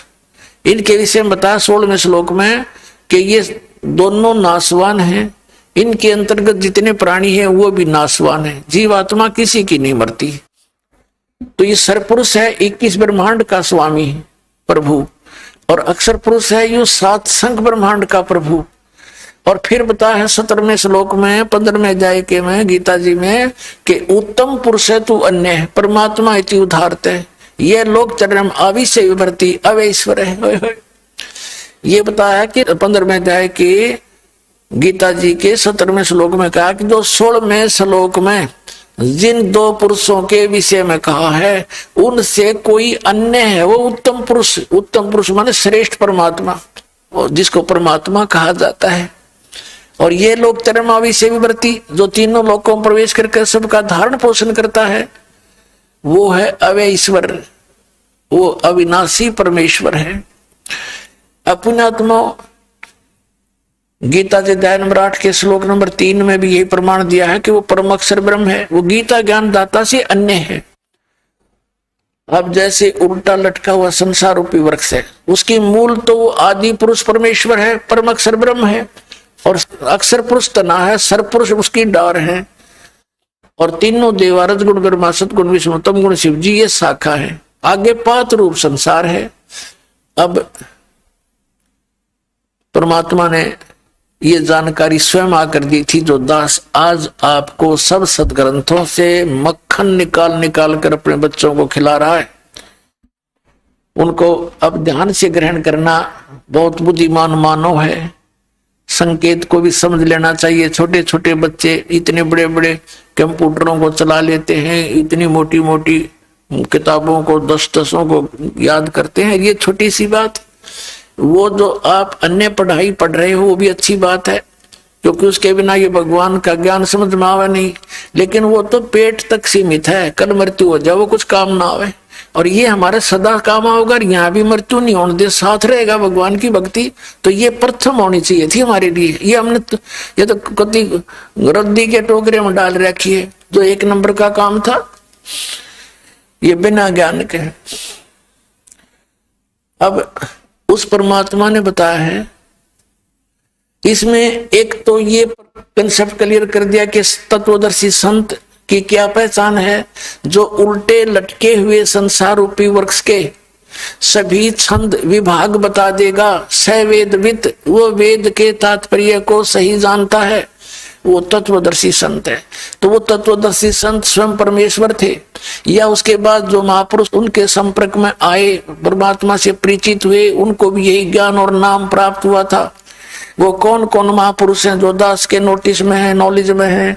आदरणीय धर्मदास साहिब जी, आदरणीय मुल्कदास साहिब जी, आदरणीय दादू साहिब जी, आदरणीय नानक साहिब जी, आदरणीय गरीबदास साहिब जी, गांव छुड़ानी जिला जद्दर हरियाणा वाले, आदरणीय घीसा दास साहिब जी, गांव खेखड़ा जिला मेरठ उत्तर प्रदेश वाले। इनको तो परमात्मा सीधे मिले थे, सचखंड दिखाया था, अपने सतलोक से परिचित कराया। ये वास्तविक नाम उनको दिया कि तुम जाप करो इस मंत्र का, सतनाम का 2 अक्षर के का, और सार नाम भी उनको बताया। लेकिन अभी इसको किसी अन्य को, शिष्य को नहीं देना, नहीं तो नकली पंथों का ये हाथ लग गया तो बात बिगड़ जाएगी। मेरा प्रोमिस है इसके साथ, काल के साथ के पिछली पीढ़ी में मैं हंस ले जाऊंगा, और बीच में अगर तुमने ये डिस्क्लोज कर दिया तो ये काल के दूत भी यही मंत्र दिया करेंगे। ये अधिकारी है नहीं, इससे कोई लाभ नहीं होना इन प्यारी आत्माओं को। ये भी ये सोचेंगे हमारे गुरुजी भी वही साधना देते हैं। अन अधिकारी से प्राप्त मंत्र का लाभ जाप करने से भी यूजलेस है, कोई लाभ नहीं होगा।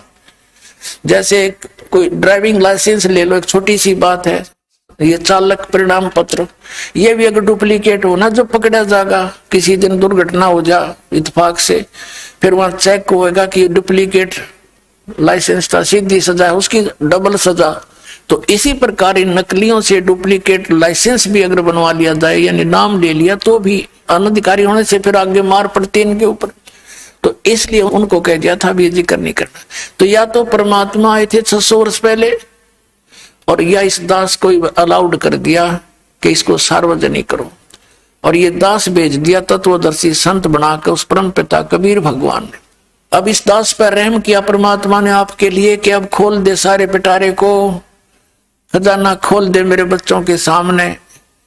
कल आपने सामने पढ़ा कि सभी पूरी सृष्टि परवानिक हुई, पूरी सृष्टि का मानव इस सतनाम को ग्रहण करेगा, इसके पास कोई विकल्प नजर नहीं आओगा इस ज्ञान के आधार से, और सभी पार होएंगे, सभी सतलोक जाएंगे।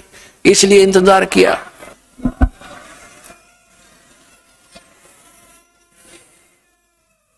आए हैं सो जाएंगे राजा रंग फकीर, एक सिंहासन चढ़ चले एक जूड़े जा जंजीर। जो भक्ति सत नहीं करते हैं तो डुप्लीकेट संतों के पास करते हैं, वो तो बुरी दुर्गति होकर मरेंगे। और आप जी ऐसे जाओगे जब मृत्यु होगी, आपको नहीं पता मर गए, आपके साथ सभी भक्त दिखाई देंगे, एक स्वप्न सा होगा, और जहाज में बैठ कर जा रहे होगे, और सतलोक में जाकर आपको पता लगेगा हम यहाँ आ गए। क्योंकि परमात्मा वो काल के सब दावों को समझता है कि इनको यदि थोड़ी सी भी मृत्यु के समय अपने घर की परिवार की याद रहेगी तो उल्टा जन्म लेना पड़ेगा। ये विधान है यहाँ का, जहाँ आशा तां बासा हुई। इसलिए परमात्मा एक तो ज्ञान से आपको परिपूर्ण कर देगा कि सपने में भी यहाँ की किसी वस्तु की इच्छा मत करना, क्योंकि आपकी मृत्यु होनी डेफिनेट है। ये तो सब ना पता है, तो यूनिवर्सल ट्रूथ है। और जब आपकी मृत्यु होगी तो आपका जन्म इस घर में तो हो नहीं सकता, और हो गया तो अन्य रूप में होगा। फिर आपको यहाँ मिलेगा क्या? मान ले पशु बन गया, पक्षी बन गया, तो जूते खाने हैं। तो अब अपने बच्चों का करके परवरिश, इनको नाम पर लाओ, ये भी भगवान हवाला हो गए, भी इनकी रक्षक आप होगा परमात्मा। हम रक्षा कितनी कर सकते हैं अपने बच्चों की? बच्चा स्कूल में गया है, हम घर बैठे, हम क्या रक्षा करेंगे उनकी? रास्ते में दुर्घटना हो जाए, कोई और भी अटैक हो जाए बीमारी का, तो वो मालिक से जोड़ देने से वो परमात्मा अपने बच्चे के ऊपर कवच डाल देता है। कवच तो जिस कार्य को जीव नहीं कर सकता पीव किया करते हैं, तो हम पीव की शरण लेंगे सब। तो फिर अपना या मन से हटा ले कति कि भगवान सपने में भी ना दोबारा जन्म हो जाए ऐसे गंदे लोक में। अब पुणात्मा हम फिर उसी प्रसंग पर आते हैं। इसमें ये पहचान भी बताई है परमात्मा ने। अब इस दास को दिया हुआ ज्ञान 600 वर्ष पहले अपनी अमृतवाणी में लिखा हुआ था, और परमात्मा ने कहा था धर्मदास तो लाख दुहाई, ये मूल ज्ञान बकित बार न जाई। मूल ज्ञान बार जो पढ़ी बिचली पीढ़ी हंसनी तरही, और इस मूल ज्ञान को तब तक छुपाई जब तक ये द्वादश पंथ ना मिट जाई। अब ये सारे पंथ मुरझा जाएंगे, ये कति खत्म हो जाएंगे। राधा स्वामी, धन धन सतगुरु, जय गुरुदेव पंथ, ब्रह्मा कुमारी और ये निरंकारी, ये सारे देखना सतपाल का पंथ, ये सुधांशु का पंथ, ये ब्रह्मा विष्णु महेश को ये सर्वशक्तिमान बताते हैं, आसाराम जैसे, ये बेकार दुनिया को। अब ये कति खत्म हो जाएंगे। कैसे होंगे?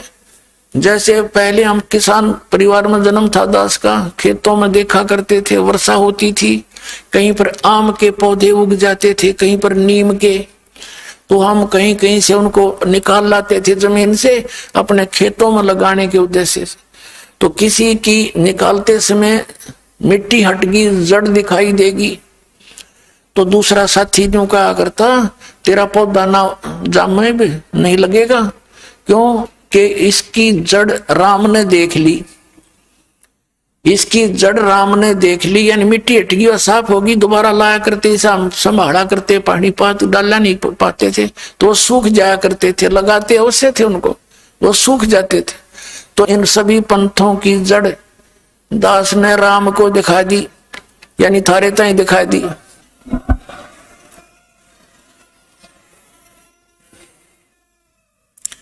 अब ये सारे मुरझा जाएंगे कुछ दिनों में, देख लियो।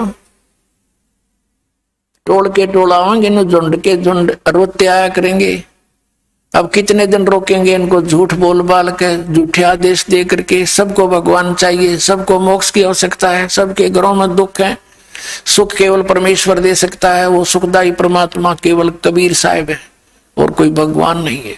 अब प्रसंग चल रहा है कि इसमें एक पहचान बताई है कि उल्टे लटके संसार रूपी वृक्ष के सभी भाग बता देगा, वो तत्वदर्शी संत है। फिर 15वें अध्याय के 4 श्लोक में कहा कि तत्वदर्शी संत की प्राप्ति के उपरांत परमेश्वर के उस परम पद की खोज करनी चाहिए, जहां जाने के बाद साधक फिर लौटकर कभी संसार में नहीं आता। ये है वो पूर्ण मोक्ष, और उसी की भक्ति करो और की नहीं। गीता ज्ञानदाता स्वयं कहता अपनी भक्ति को भी रिजेक्ट करता है कि उसी की साधना करो। फिर 15वें अध्याय के 17वें श्लोक में बताया कि उत्तम पुरुष तो अन्य है, जो 16वें श्लोक में सर्व पुरुष और अक्षर पुरुष के विषय में जानकारी है, उनसे भी अन्य है वो परमात्मा, और उस तीनों लोकों में प्रवेश करके सबका धारण पोषण करता है। यानी पूरे के पूरे वृक्ष को जड़ से आहार मिलता है, जो टहनियों तक जाता है और पत्तों तक। तो इसी प्रकार सबका पोषण करने वाला मूल है, वो जड़ है वृक्ष की। तो मूल परमात्मा सतपुरुष है, वो कबीर देव है। उस कबीर परमेश्वर से ही सब पूरे ब्रह्मांडों को आहार मिलता है, उसी से ये सब अपनी कर्म वर्क डन सभी वहीं से मिलता है, और सभी का वो एकमात्र दाता है। अब प्रसंग चल रहा है कि 8वें अध्याय के एक में अर्जुन ने प्रश्न किया, उसका उत्तर दिया 8वें अध्याय के 3 श्लोक में। अर्जुन ने पूछा किम तत्ब्रह्म, जो आपने 7वें अध्याय के 29वें श्लोक में बताया गीता में कि उस तत्ब्रह्म को जानकर केवल प्राणी जरा मरण से ही छूटने का प्रयत्न करता, यहाँ की किसी वस्तु में इच्छा नहीं रखता। वो किम तत्ब्रह्म 8वें अध्याय के 3 श्लोक में कहा है कि परम अक्षर ब्रह्म है। अब 15वें अध्याय के 17वें श्लोक में वो ब्रह्म की तरफ कहा है। 8वें अध्याय के 13वें श्लोक में गीता ज्ञानदाता कहता मेरा तो केवल एक ओम अक्षर है, नथिंग एल्स। फिर 17वें अध्याय के 23वें श्लोक में बताया है कि उस परम अक्षर ब्रह्म के पाने का ओम तत्सत इति निर्देश ब्रह्मण त्रिविध समर्थ है। उस सच्चिदानंद घन ब्रह्म यानी परम अक्षर ब्रह्म की साधना का, उसके पाने का ये ओम तत्सत केवल यही मंत्र है, नथिंग एल्स। और इसकी 3 त्रिविध समर्थ है, ये 3 प्रकार से सिमरण विधि है इसकी। और इस दास के अतिरिक्त 21 ब्रह्मांड में इस नाम से परिचित नहीं है कोई प्राणी। तो कितने संत पड़े फिरते नकली, इनके पास खक नहीं है, ये समाज के जीवन नाशक है। जिनके पास ये सतनाम और सारनाम है, ये 3 मंत्र का नहीं है, तो साधना भी व्यर्थ है। तो इसमें जैसे आपको बताया, एक साधना होती है, एक पूजा होती है। हम पूजा करते हैं मूल की, हम पूजा करते हैं उस परम पिता परमेश्वर सत्य पुरुष की, कबीर देव की, यानी संसार रूपी वृक्ष के जड़ की सिंचाई करते हैं, पूजा करते हैं, सेवा करते हैं। इससे हमें सर्व लाभ होंगे। और ये लाभ देगा कौन हमें? ये ब्रह्मा विष्णु महेश देंगे। जैसे किसी को पता हुआ कि मैंने सेब खाना है, तो सेब मिल रहा कैसे? ये तो पता लग गया मार्केट में है, मार्केट में घूमे जाओ और देखो सेब ने, मिल नहीं सकता। आपकी जेब में पैसे हों, इतने पैसे हों जिससे सेब मिले, आम मिले, तो उसके लिए प्रोसीजर क्या है? उसके लिए मजदूरी करनी पड़ेगी आपने। वो मजदूरी साधना है। और पूजा आम खाने की है, यानी सेब प्राप्ति है। सेब की पूजा कर रहे हैं हम और साधना कर रहे हैं मजदूरी। वहां से पैसे मिलेंगे, जाओ मंडी में, अल्लाह भाई सेब दे, पैसे दे, सेब लो। तो ऐसे हम इस 3 मंत्र की जो जाप है, यह मजदूरी है, ये जाप करना है। और पूजा हम सतपुरुष पाने की, सतलोक में जाने की, वो पूजा है हमारी। तो ये पूजा नहीं इनकी। अब गीता अध्याय नंबर 8 के श्लोक नंबर 5 और 7 में गीता ज्ञानदाता कहता है मेरी भक्ति कर, मुझे ही प्राप्त होगा।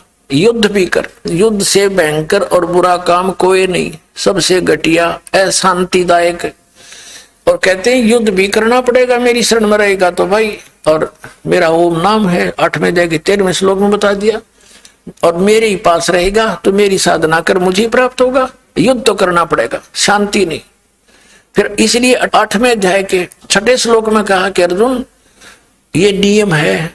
अंत समय में जो जिसके भी भाव में भावित रहता है उसी को प्राप्त होता है। इसी सूक्ष्म वेद में परमेश्वर ने कहा कि जहां आशा तहां बासा होई, और मन कर्म वचन सुमरी हो सोई। अब जैसे ब्रह्म आस्था रहेगी तो ब्रह्म के पास चले जाएंगे, देवताओं में आस्था रहेगी तो देवताओं के पास चले जाओगे, भूतों में आस्था पूजा करी तो भूतों के पास पहुंच जाओगे। तो ऐसे बताया है। फिर बताया है 8वें अध्याय के 8, 9, 10 श्लोक में कि उस परम अक्षर ब्रह्म की साधना करेगा तो उसको प्राप्त होगा। उस भक्ति की शक्ति से उस परम देव पुरुष यानी परम अक्षर ब्रह्म सतपुरुष को प्राप्त होगा। उसके नाम की साधना करने से, वो नाम बता दिया 17वें अध्याय के 23वें श्लोक में, उसके पाने का तयु ओम भी उसके अंदर इंक्लूड है, मेरे वाला भी। ये साधना है उसके पाने की, या मजदूरी है उस आम के खाने की। ये पूजा नहीं है, इन मंत्रों की पूजा नहीं करे, ये तो हमारी मजदूरी है। ये तो बुक की और पाइप है, जिस दिन ठोक ठोक का पानी तक पहुंचावांगे और हैंड पंप लगा कर अपना पानी पीवांगे। ये तो विधि है इसको पाने की। अब ये है वो तरीका परमेश्वर के पाने का, उस जल पानी नीर को पाने का, अकाल मूर्त सब स्वरूपी राम को पाने का। अब प्रसंग ये भी चला था कि हम एक सह परिवार में रह रहे हैं, ये हमारी ज्वाइंट फैमिली है, और इसमें हम सबका आदर सत्कार करेंगे, लेकिन पूजा अपने पति की करेंगे।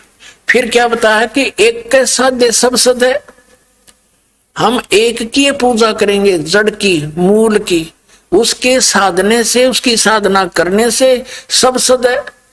ये सारा पौधा पेड़ बनकर हमें फल फूल से लदपद हो जाएगा।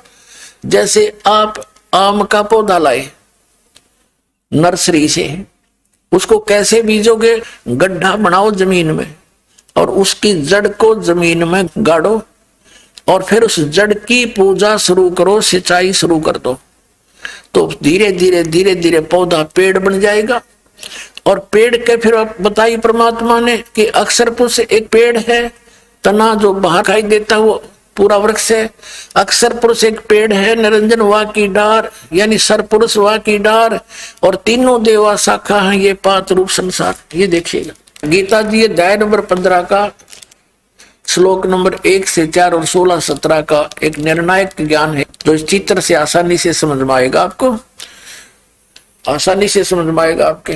अब देखिएगा, ये है पूरा संसार रूपी वृक्ष, और ये जो जमीन से बाहर दिखाई देता है, ये समझो आपने पेड़ दिखाई दे रहा है, तो अक्षर पुरुष ये परब्रह्म कहलाता है। ये तो समझो तना है, और ये सरपुरुष वा की डार, ज्योति निरंजन जिसे कहते हैं, सरपुरुष वा की डार, और तीनों देवा शाखा हैं। ये तीनों देवा शाखा हैं, ये पात्र रूप संसार है। रजगुण ब्रह्मा, सतगुण विष्णु, तम गुण शिव जी, तो ये शाखा है संसार रूपी वृक्ष की, और ये पात्र रूप संसार, हम यहाँ पर आगे हैं इससे। और ये मूल कौन है? ये परम अक्षर ब्रह्म है, ये पूर्ण ब्रह्म है, सतपुरुष है, परम अक्षर ब्रह्म है, ये कबीर देव है, कबीर साहब है। अब यहां देखिएगा इसके, ये परम अक्षर ब्रह्म है, पूर्ण ब्रह्म, इसको परमेश्वर कहो, परम अक्षर ब्रह्म कहो। ये जड़ पूरे संसार का मूल है, जिससे सबको आहार प्राप्त होता है। और ये नीचे तीनों गुण रूपी रजगुण ब्रह्मा, सतगुण विष्णु, तम गुण शिव जी रूपी ये शाखा। अब यहाँ परमात्मा ने अपनी अमृतवाणी में कहा था, कबीर अक्षर पुरुष एक पेड़ है, निरंजन वा की डार, सरपुरुष निरंजन कहो, सरपुरुष कहो, और तीनों देवा शाखा हैं भाई पाते रूप संसारी। अपने आत्मा हमने एक के साध्य सब सद, सब साध्य सब जावे, शास्त्र विधि त्याग का मनमानी पूजाएं शुरू कर दी हमने, ब्रह्मा विष्णु महेश की साधना शुरू कर दी। कोई ज्यादा से ज्यादा मुश्किल से ब्रह्म की साधना तक पहुंचते हैं। अभी तक ये ऋषि में ऋषि, तो ये सारी शास्त्र विरुद्ध साधना इनकम्प्लीट साधनाएं थी, जिस कारण से इनका मोक्ष नहीं हुआ, इनको प्रभु प्राप्ति हुई नहीं, फल प्राप्ति हुई नहीं, इनके जीवन नष्ट हो गए। तो क्या किया इन्होंने? जैसे हमने पौधा कैसे बीजना चाहिए देखिएगा, हमने पौधे को गड्ढा बना के और ऐसे बीजना था। और फिर इसकी पूजा करनी थी, जड़ की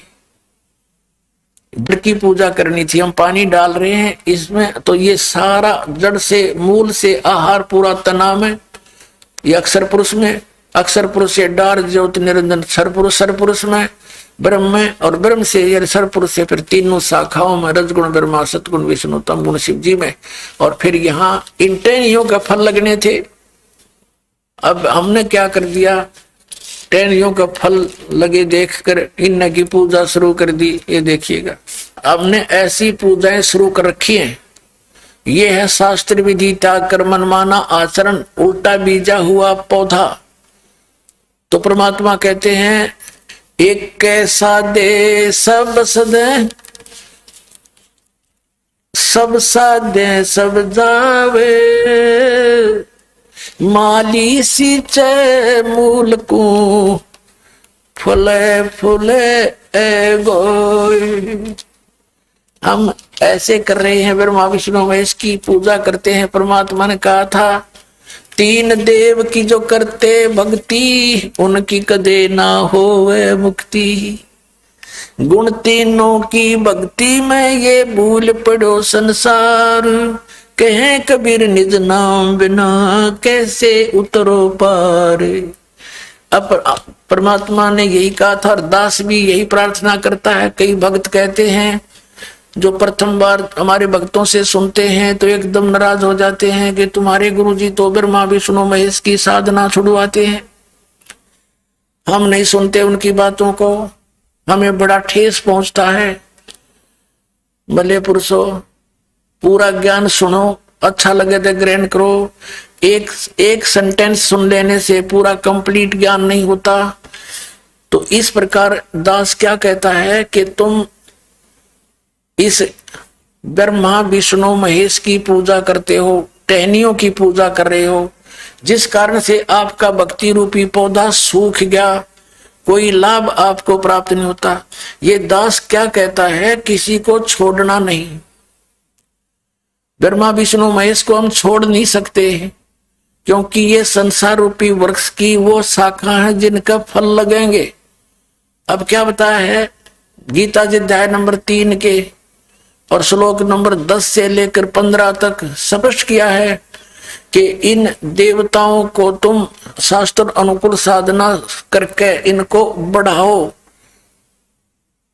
और यज्ञ धार्मिक अनुष्ठान करो। और यज्ञ से बढ़े हुए, यज्ञ माने शास्त्र अनुकूल साधना, भक्ति कर्म, धार्मिक अनुष्ठान शास्त्र अनुकूल करने से और मूल परमात्मा को इष्ट मानकर पूजा करने से फिर ये देवता तुम्हें बिना मांगे फल देंगे। अब जैसे हम शास्त्र अनुकूल साधना करेंगे और पूर्ण परमात्मा जो सारे संसार का मूल है उसकी पूजा करेंगे, उसको इष्ट रूप में पूजेंगे, तो उससे ही सारे कर्म शास्त्र अनुकूल भक्ति कर्म बनकर ब्रह्मा विष्णु महेश्वर के पास आएंगे। ये तो क्लर्क समझो हमारे यहाँ के परमात्मा के, और ये हमें फिर आगे फल देंगे। जितने जिसकी वर्क डन है, कमाई है, सारा कुछ कमाई जोड़ जाड़ के सारे मेहनत, सारे तनख्वाह पूरे महीने की क्लर्क कैशियर के पास आ जाती है और जाकर सब वहां कैशियर से लेते हैं। लेकिन वो मेहनत उसने जहां कर रखी है उतनी हाजिरी मिलेंगी, उतनी तनख्वाह मिलेगी। वो कैशियर उसमें घटा बढ़ा नहीं सकता, एक नया पैसा भी कम नहीं कर सकता आपका। तो ये स्थिति है ब्रह्मा विष्णु महेश की। तुम लागे कैशियर की पूजा करने, और वो जहां मेहनत करनी थी वह नौकरी छोड़ दी जहां से वो तनख्वाह बन का थी। अब देखना श्रीमद् भगवत गीता, इसके जयदयाल गोविंद का अनुवादक है, गीता प्रेस गोरखपुर से प्रकाशित है। इसके अध्याय नंबर 3 के श्लोक नंबर 10। अब इसके अध्याय नंबर 3 देखिएगा, इसमें क्या बताया है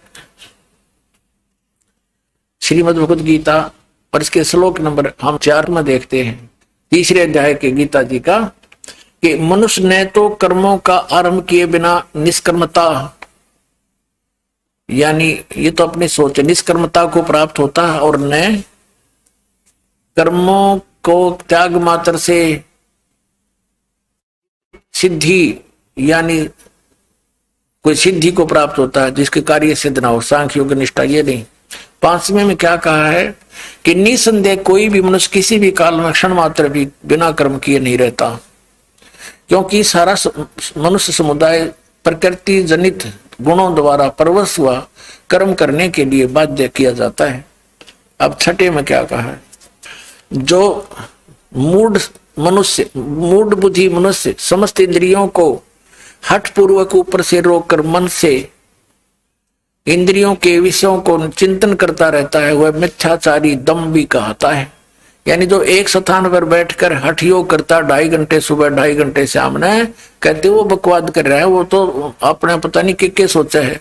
ये कभी हो ही नहीं सकता कि यहाँ कोई ऐसी कोई साधना करके सफल हुआ हो। आगे देखो 7वें में, वो तो पाखंडी कहा जाता है। किंतु ये अर्जुन जो मन से इंद्रियों को वश में करके अनासक्त हुआ, समस्त इंद्रियों द्वारा कर्म योग का आचरण करता हुआ, यानी काम करते करते और मन न रोक के बकवादा में ना ला के भक्ति करे, कर्म योग यानी काम करते करते साधना करना, नॉन एज कर्म योग आचरण करता हुआ श्रेष्ठ है। 8वें में कहा है कि तू शास्त्र विहित सदग्रंथों में लिखे हुए भक्ति कर्म कर्तव्य कर्म कर, क्योंकि कर्म न करने की अपेक्षा कर्म करना यानी हठ योग एक जगह बैठकर समाधिस्थ होने की अपेक्षा कर्म करना यानी काम करते करते साधना करना श्रेष्ठ है। तथा कर्म न करने से तेरा निर्वाह भी तो नहीं सिद्ध होगा, तेरा पेट कैसे पड़ेगा जब तू एक जगह बैठ के हठ योग करता रहा। फिर 9वें में कहा है कि यज्ञ के निमित्त किए जाने वाले कर्मों से के अतिरिक्त दूसरे कर्मों में लगा हुआ यह मनुष्य समुदाय कर्मों से बनता है। कहते शास्त्र अनुकूल साधना छोड़ के अन्य जो कर्म किए जाते हैं वो उनमें पाप होते हैं नरे, और उनके कारण फिर कर्मों के बंधन से बंधता चला जाता है। इसलिए अर्जुन आसक्ति से रहित होकर उस यज्ञ के निमित्त कर्तव्य कर्म कर, यानी कर्ण योग्य शास्त्र अनुकूल साधना कर। आगे देखो अब 10वें में क्या कहा है कि शास्त्र विधि अनुकूल साधना करने वाले के विषय में कहा कि प्रजापति ब्रह्मा ने कल्प के आदि में यज्ञ सहित प्रजाओं को रचकर कहा था, तुम लोग इस यज्ञ के द्वारा, यज्ञ माने धार्मिक शास्त्रों को साधना धार्मिक अनुष्ठानों के द्वारा वृद्धि के प्राप्त हो, तुम्हें भी लाभ मिलेगा यथार्थ, और यह यज्ञ तुम लोगों को इच्छित भोग देने वाला होगा शास्त्र अनुकूल साधना। 11वें में कहा है कि इस यज्ञ के द्वारा देवताओं को उन्नत करो और वो देवता तुम लोगों को उन्नत करें। इस प्रकार निस्वार्थ भाव से एक दूसरे को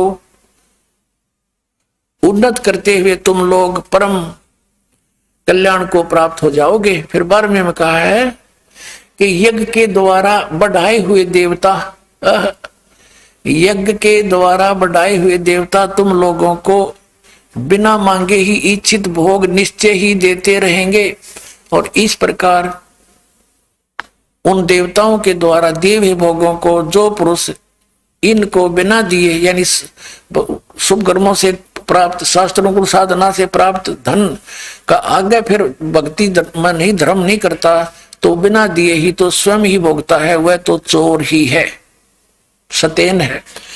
अब आगे निष्कर्ष बताता हूं, थोड़ा फिर क्लियर करेंगे। 13वां है यज्ञ से बचे हुए अन्न को खाने वाले श्रेष्ठ पुरुष सब पापों से मुक्त हो जाते हैं। जो पापी लोग यानी जो साधना नहीं करते, दान धर्म नहीं करते, वे अपना शरीर पोषण के लिए ये अन्न पकाते हैं, वे तो पाप को ही खाते हैं। अब 14 और 15 में क्या स्पष्ट किया है, यहां लिखा है, ये 14 और 15 इकट्ठा ही है। संपूर्ण प्राणी अन्न से उत्पन्न होते हैं। अन्न की उत्पत्ति वृष्टि यानी वर्षा से होती है, वर्षा यज्ञों से होती है, और यज्ञ शास्त्र विहित कर्मों से उत्पन्न होने वाले हैं, यानी शास्त्र अनुकूल साधनाओं से सही भक्ति कर्म बनते हैं। और कर्म समुदाय को कर्म को ब्रह्म उद्भव, इन्होंने ब्रह्म का अर्थ वेद कर दिया। उद्भव माने उत्पन्न, यहां लिखना था ये कर्म, हम काल के लोक में ब्रह्म के लोक में फंसे तो हमने ये कर्म करने पड़े, इनके बिना मोक्ष और साधना नहीं बन सकती। इसका भाव ये है कि ये कर्म समुदाय को तू इस ब्रह्म से उत्पन्न जान, इस काल के द्वारा ये कर्म विधि विधान बनाया गया है यहाँ का, और ब्रह्म कार्य ने वेद कर दिया नहीं। यहाँ लिखना था ब्रह्म को यानी सरपुरुष को अविनाशी परमात्मा से उत्पन्न हुआ जान।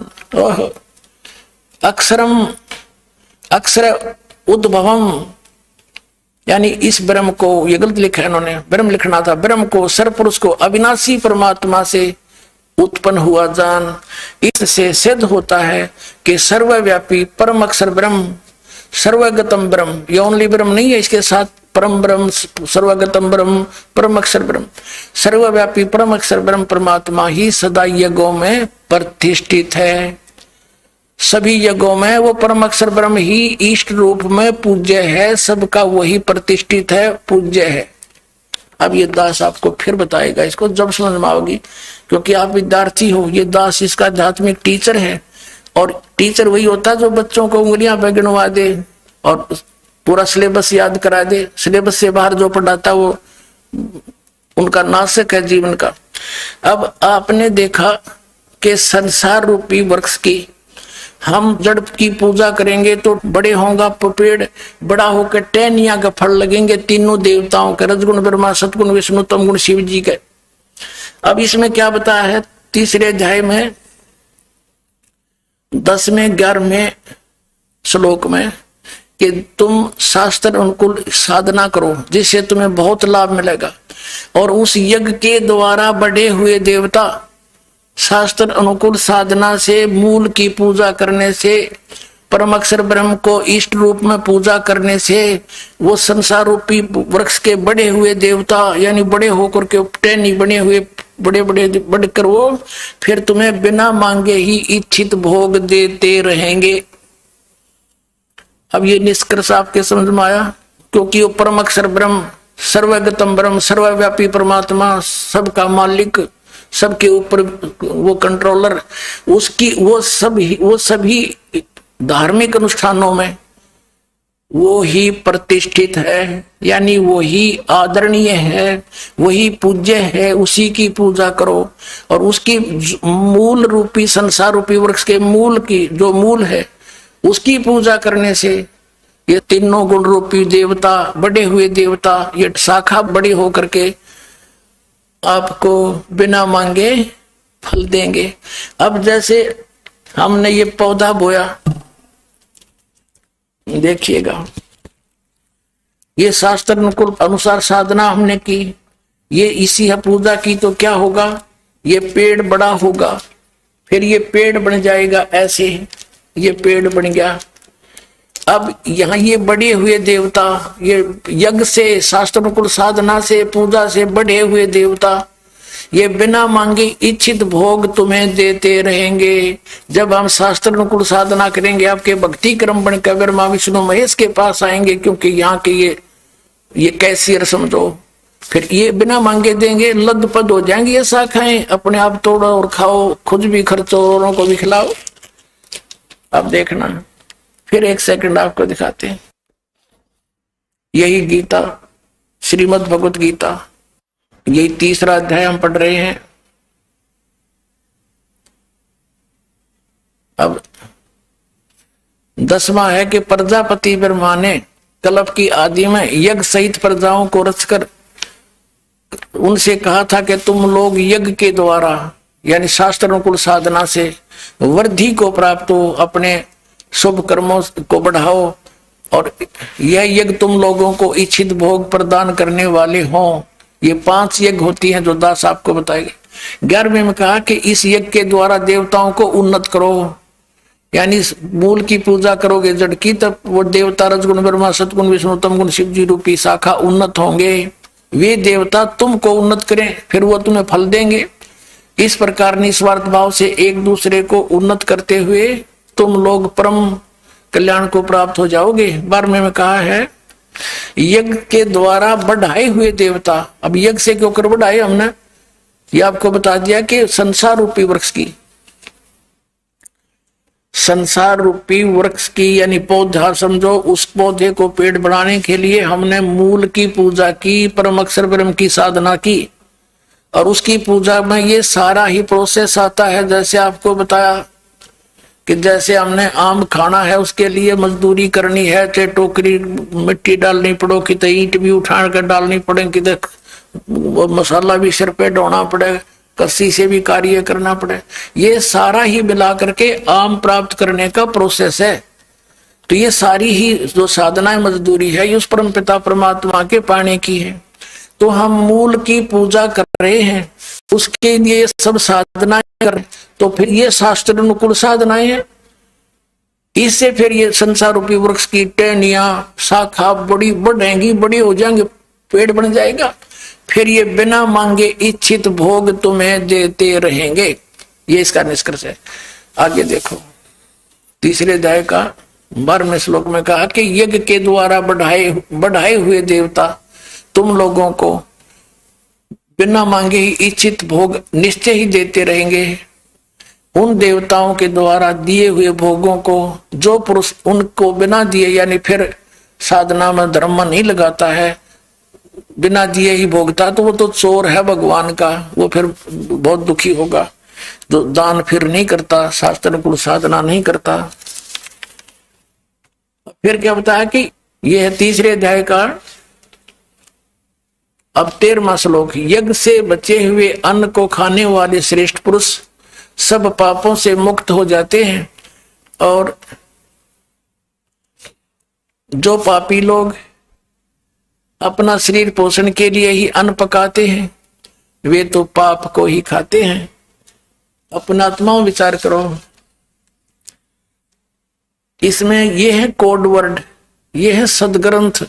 अरे इनको ये नकली संत क्या समझे जी, नास्तिज्ञों ने बेरा हमारे पुराणों में गीता में क्या लिखा है, जिसके पास जब तक सृष्टि रचना आपके हृदय में नहीं उतरेगी तब तक आप किसी भी सदग्रंथ को ना समझ सकते और ना ही सुन सकते।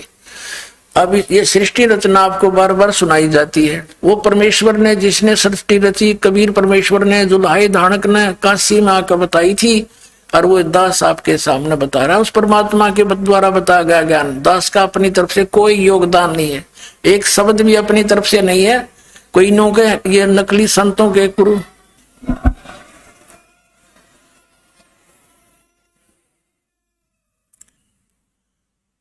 अब जैसे ये है शास्त्र अनुकूल साधना, और इसमें आप यहां देख रहे हो 500 यज्ञ कराई जाती है आपसे। एक यज्ञ है धर्म की, और दूसरी यज्ञ है ध्यान, तीसरी यज्ञ हवन की, चौथी यज्ञ प्रणाम, और 5वीं यज्ञ ज्ञान की है। तो जो परमात्मा ने विधि बताई थी पुण्यात्माओं 600 वर्ष पहले, वही दास आपके रूबरू करा रहा है। इन नकली संतों ने इस साधना से दूर कर दिया हमारे को, इन्होंने अपना लोक वेद सुना दिया। तो इनके पास ये यथार्थ मंत्र थे नहीं, सारी साधना नहीं थी। अब जैसे किसी ने तो इस 500 युगों में से एक आवन यज्ञ सेलेक्ट कर ली, और उसी में प्रभु पाकी आचार्य पाकी घर घर जाकर भटबाड़ कर स्वाहा स्वाहा, लोग दिखावा ड्रामा करके हो गया भक्ति। ये तो एक पार्ट है एक राम नाम की गाड़ी में, और एक छोटा सा पार्ट भी ना हो, जैसे 4 पहिए होते हैं, एक व्हील भी ना हो उसमें, तो यूजलेस है वो पूरी बनी बनाई गाड़ी। और एक पहिया ने निकाल के कोई घुमा रहा है, हट जा मेरी गाड़ी आ गई, तो वो भी मूर्ख है, वो बालक होता है साथ है। तो ये कोई तो एक हवन यज्ञ करे है, कोई केवल किधर जाकर भंडारे करवा देता है, कोई कितना छोटी मोटी कथा वाचन कर देता है।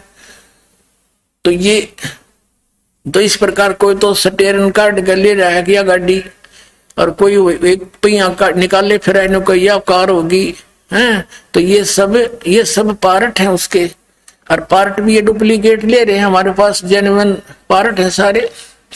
अब राम नाम की गाड़ी बना कर आपको दे दी, और देखियो सतलोक जाकर छोड़ेगी।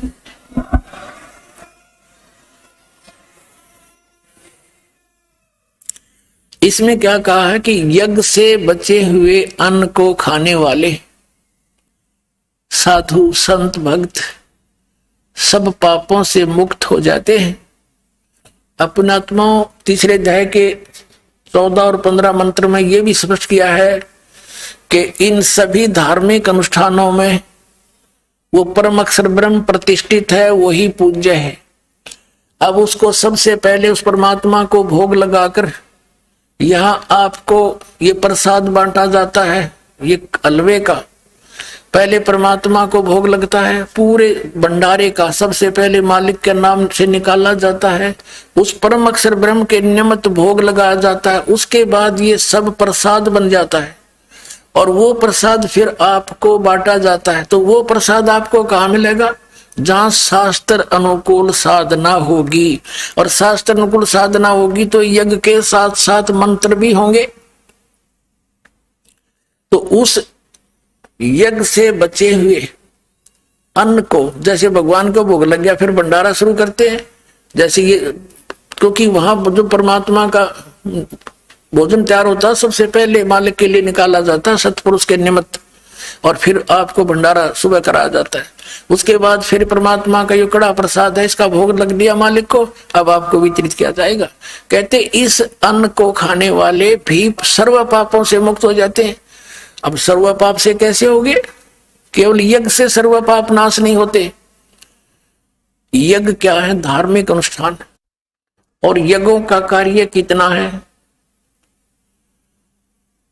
जैसे ग्लूकोस होता है,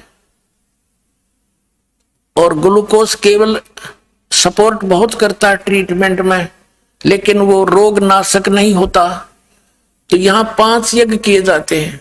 एक यज्ञ है धर्म की, यहाँ पर भंडारे चलते हैं परमात्मा की, दिन रात सदा व्रत है कबीर भगवान का यहाँ पर चल रहा है। दूसरी यज्ञ ध्यान।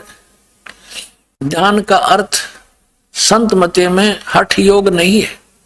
मेडिटेशन मीन हठ योग नहीं होता, मेडिटेशन मीन ध्यान।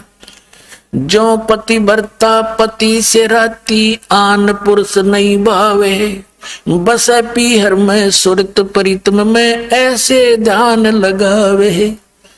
हमारा जो मेडिटेशन है ऐसा है कि जैसे लड़की का अपने ससुराल से घर आ जाती है तो उसका वो घर पे रहती है, लेकिन शर्म के मारे वो किसी के सामने अपना मुंह नहीं खोलती, लेकिन उसका ध्यान अपने पति के अंदर रहता है और वहां की गतिविधियों में रहता है। वो सारी क्रियाएं जो वहां पर खेत में, घर में, मजदूरी, दुकान में, जहां भी वो किया करती थी, वो सारा ध्यान उसको आता रहता है। तो वो दैट इज मेडिटेशन। एक पल भी ध्यान नहीं हटता। जैसे किसी को टेंशन हो जाती है तो उस टेंशन वहां एक पल भी नहीं हटती। तो हमने इस राम नाम के जाप की टेंशन बनानी है। दिस इज शब्द सुरत अभ्यास, यू है शब्द सुरत प्रैक्टिस। ये हठ योग करके कमरे में बैठ के कान बंद करके 2.5 घंटे बैठे, ये नहीं है शब्द सुरत। यानी जो मंत्र गुरु जी ने दिया है वो अक्षर है, वो शब्द है, और उस शब्द के ऊपर ध्यान रखे तो के जाप करे है। तो ये है सुरत और शब्द का अभ्यास। इसको दृढ़ करना है ताकि मन ज्यादा से ज्यादा अभ्यास पर लगे। तो और वो ध्यान जो उसका हमारा मेडिटेशन क्या है? परमात्मा का चिंतन करते रहना भी एक ये ध्यान है, मेडिटेशन है। जैसे आप किसी काम में लग रहे हो, आजकल तो मानसिक काम घना हो गया, क्योंकि काल न तो ये खूटा ठोकना था। पहले शारीरिक काम होते थे, मानसिक काम तो कुछ लोग होते थे जो छोटे मोटे अफसर होते एक आध, बाकी सब अपना शारीरिक काम करते थे। किसान खेत का मजदूर अपना काम करता था। यानी इस प्रकार वो काम करते करते आप सिमरण कर सकते हो। हाली हल जोतता है, जैसे हाली बीज धुन और पंथी से बतरावे, ता में खंड पड़े नहीं, ऐसे ध्यान लगावे। तो इस प्रकार हमारा मेडिटेशन जो है ये सहज समाधि बोलते हैं इसको। सहज समाधि, चलते फिरते उठते फिर चलते मालिक को भूल ना पड़े, उसमें ध्यान लगा रहे, ये हमारा सिंपल मेडिटेशन संत मते का है। तो ये ध्यान यज्ञ, यानी घर जाते हो वहां भी मालिक की याद, वापस आने के लिए कई दिन पहले आप चेष्टा करते हो, अपने काम को सेटिंग करते हो, वो भी भगवान के चरणों में ध्यान है। और किसी को समझाने चलते हो तो मालिक में ध्यान, तो ये हमारा मेडिटेशन। तो यहाँ आने वाले को रह रहकर भगवान की याद दिलाई जाती है। आप सत्संग भी सुनते हो, रह रहकर भगवान के गुणों का आपको ध्यान भी आ रहा है। एक यज्ञ धर्म की, दूसरी यज्ञ ध्यान और तीसरी यज्ञ हवन की। यहाँ पर हवन यज्ञ चलता है। जितने भी पाठ होते हैं वो और साथ में अन्य कुछ ज्योति जलाई जाती है, उतनी ही ज्योतियां। यहाँ पर लगभग 5-6 क्विंटल, कई बार कम भी हो जाते हैं, ज्यादा भी हो जाते हैं, इतना क्विंटल गाय और भैंस के देसी घी का हवन होता है 15वें दिन। तो ये हवन जो है लकड़ी से करने की अपेक्षा वेदों में भी स्पष्ट किया है कि ज्योति यज्ञ लिखा वेदों में। ये लकड़ गेर के बटवाड़ के हवन करना वेदों में नहीं लिखा। इन्होंने वेदों की आड़ में सारी उल्टी पढ़ाई पढ़ा रखी अपने आप को। वेदों में ज्योति यज्ञ बताया। ज्योति यज्ञ क्या होता है? एक जोत लगाओ रुई की, 100 ग्राम रुई से आप जोत बना के 5 क्विंटल 6 क्विंटल हवन कर सकते हो घी। हम यहाँ करते हैं। और 5-6 क्विंटल हवन को उन दूसरे तरीके से करे तो कम से कम भी 20 किलो लकड़ी तो जरूर फूकनी पड़ेगी। 40 किलो बेशक फूकनी पड़ जा। तो उस 40 किलो लकड़ी ने फिर प्रदूषण फैलाया। और 100 ग्राम रुई का प्रदूषण 140 किलो लकड़ी का प्रदूषण 100 गुना ज्यादा हो गया। तो जो परमात्मा ने विधि बताई इन नकलियों ने उसके विपरीत हमें समझा दिया, सारा उल्टा दृढ़ कर दिया। तो हम ऐसा जोत करते हैं। और पहले हमारे पूर्वज, पहले आपने देखा होगा घर घर में जोत जला करती। अब ये अमर जोत जलानी है खड़ी। पहले हम ऐसे जलाते थे, वो देवताओं की होती थी। तो जैसा भी था हवन तो करते थे, उससे लाभ तो होता ही था जो हवन यज्ञ का है। इन नकली पंथों ने, काल के दूतों ने, राधा स्वामी पंथ, दंदन सदगुरु पंथ, जय गुरुदेव पंथ, निरंकारी पंथ और ये ब्रह्मा कुमारी पंथ, ये सारे बाल योगेश्वर, ये तेरे सारे सतपाल वाले पंथ हैं। इन्होंने ये थोड़ा बहुत ये हवन का होता था लाभ, वो भी बंद करवा दिया इन्होंने ना। जोत नहीं लानी, अंदर जोत जलावांगे। अंदर जोत जला ली, उसे शिवदयाल ने बुक्की में बैठा है वो भूत बन के, वो जला दी जोत। अब थोड़ा बहुत लाभ होता था वो भी बंद करवा दिया। अब कति नास्तिक बना दिए, भक्तिहीन बना दिए भगवान का नाम लेकर। तो ये काल के दूत थे, ये उसी का रोल कर रहे थे महात्मा बुद्ध जैसा। और कुछ दिनों के बाद पुण्यात्मा जब दया ना करते परमात्मा, सारा विश्व नास्तिक हो जाता, भगवान का अस्तित्व खत्म हो जाता। अब पूरे विश्व आस्तिक होगा भगवान के। वो देखोगे आप चमत्कार, इनके आंखें फटी रह जाएंगी वैज्ञानिकों की कि भगवान क्या कर सकता है। ये खक भी नहीं इनके पल्ले। और इन्होंने कोसों दूर कर दिया जीव को भगवान से, गॉड गिवन मटेरियल से। उसके ऊपर अनुसंधान करके और डिस्कवरी करके ये बन गए नो के भगवान है ही नहीं। तो ये अज्ञानता के कारण ही हम दूर होते जा रहे थे। तो अब आपने जो दास बताना चाह रहा था। और फिर 5वीं यज्ञ है ध्यान की, एक यज्ञ है धर्म की, दूसरी यज्ञ ध्यान, तीसरी यज्ञ हवन की, चौथी यज्ञ प्रणाम। संत मते में दंडवत प्रणाम है। राधा स्वामी में राधा स्वामी ऊपर न उठ की तरह मुंह करके, धन धन सतगुरु तेरा ही आसरा। अरे नमन होना चाहिए, दंडवत प्रणाम होनी चाहिए।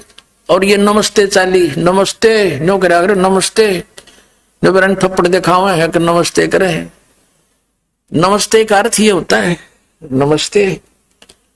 ये महर्षि दानदन चलाई, नमस्ते नमस्ते करें, यो नमस्ते हुआ, नमस्ते नहीं हुआ करे। मैं तुझे नमन करता हूं। और दंडवत प्रणाम होती है संतों की। इससे अहंकार नाश होता है। अहंकार के नाश हुए बिना भगवान नहीं मिल सकता। अहंकार का और भगवान का एक्सीडेंट है, ये कभी इकट्ठे नहीं रह सकते। जैसे रावण ने अभिमान किया, भक्ति भी करी, खक नहीं मिला उसको। विभीषण ने सत भक्ति की क्योंकि परमात्मा मुनिंद्र नाम से आए थे, और विभीषण को वो राज्य भी प्राप्त हुआ। आधीन व्यक्ति को परमात्मा कहे, आधीन को मैं सब कुछ दे दूंगा, मोक्ष भी दूंगा, लेकिन हमने यहाँ की वस्तु तो चाहिए नहीं, हमें तो पीछा छुटवाना है। और चौथी यज्ञ प्रणाम, दंडवत प्रणाम करने से हमारा अहम खत्म होता है। हम जीव हैं और हम अज्ञान के कारण अंडी पाए के गए हैं, अभिमान करते हैं। और थोड़ी सी ऊंच पोस्ट हो जा, हमारी 100 पर सुई आ जाती है, इतना अभिमानी हो जाते हैं, थोड़ा सा धन हो जाए दूसरे को कुछ नहीं समझते। हम अपनी जीव संज्ञा को भूल जाते हैं। सत्संग से हमने अपनी औकात का ज्ञान होता है, हम जीव हैं। 1 मिनट में अदरंग मार दिया आदमी को, मुंह में कमाखी बड़े और लकड़े न्यू पड़ा मुंह करें, अब कहाँ गया हुआ अभिमान। तो हमने सबसे पहले अपनी इस मिट्टी को मिट्टी समझना है और दंडवत करनी है ताकि भगवान निकटावे हमारे। और 5वीं यज्ञ है ज्ञान की, ये अध्यात्म ज्ञान है, आध्यात्मिक तत्व ज्ञान है। इसकी जानकारी से आपको पता चलता है कौन सी साधना करनी चाहिए, कौन सी ना करनी चाहिए। अब जैसे अध्यात्म ज्ञान से हमें ज्ञान होगा, जैसे गीता जी अध्याय नंबर 4 के श्लोक नंबर 34 में और 32 में कहा है कि वो तत्व ज्ञान के अंदर पूरी विस्तार के साथ अनुष्ठानों की जानकारी है जो परमात्मा ने स्वयं आकर बताई है। और फिर 33वें श्लोक में 4थे अध्याय के में कहा कि इस द्रव्य में यज्ञ से ज्ञान यज्ञ श्रेष्ठ है अर्जुन। और फिर आगे कहा कि 4थे अध्याय के 34वें श्लोक में कि उस तत्व ज्ञान को तू तत्वदर्शी संतों के पास जाकर समझ, उनको दंडोत प्रणाम करने से, कपट छोड़कर विनम्रता से प्रार्थना करने से होता तत्वदर्शी संत तुझे परमात्म तत्व की जानकारी देंगे। तो 4थे अध्याय के 33वें श्लोक में कहा कि ज्ञान यज्ञ उस द्रव्य में यज्ञ से श्रेष्ठ है। अब द्रव्य में कौन सी यज्ञ है? जो धन से होती है। धन से जैसे किधर भंडारा कर दिया गंगा के किनारे जाकर, किधर कोई मंदिर का लटकटवा दिया, मंदिर बनवा दिया है, किधर कांबड़ बांट दिए। कहते हैं ठीक है, जैसे तुम करते हो उसका फल तो सबको मिले ही मिलेगा, जो भी कोई बुरा या अच्छा जैसा भी कर रहा है, ये तो नियम है। लेकिन ये यूजलेस है क्योंकि शास्त्र विधि को त्याग कर जो मनमाना आचरण करते हो व्यर्थ है। तो ज्ञान यज्ञ श्रेष्ठ है कि पहले ज्ञान सुने। अब अंधाधुंध किधर मंदिर बनवा दिया, किधर भंडारे कर दिए, किधर कांबड़ बांट दिए, इसकी बजाय पहले ज्ञान समझ और फिर तत्व ज्ञान की रोशनी में शास्त्रों को दान धर्म कर। गुरु बिन माला फेरते गुरु बिन देते दान, गुरु बिन दोनों निष्फल हैं चाहे पूछो वेद पुराण। गुरु के बिना कोई भी दान आप करते हो व्यर्थ है।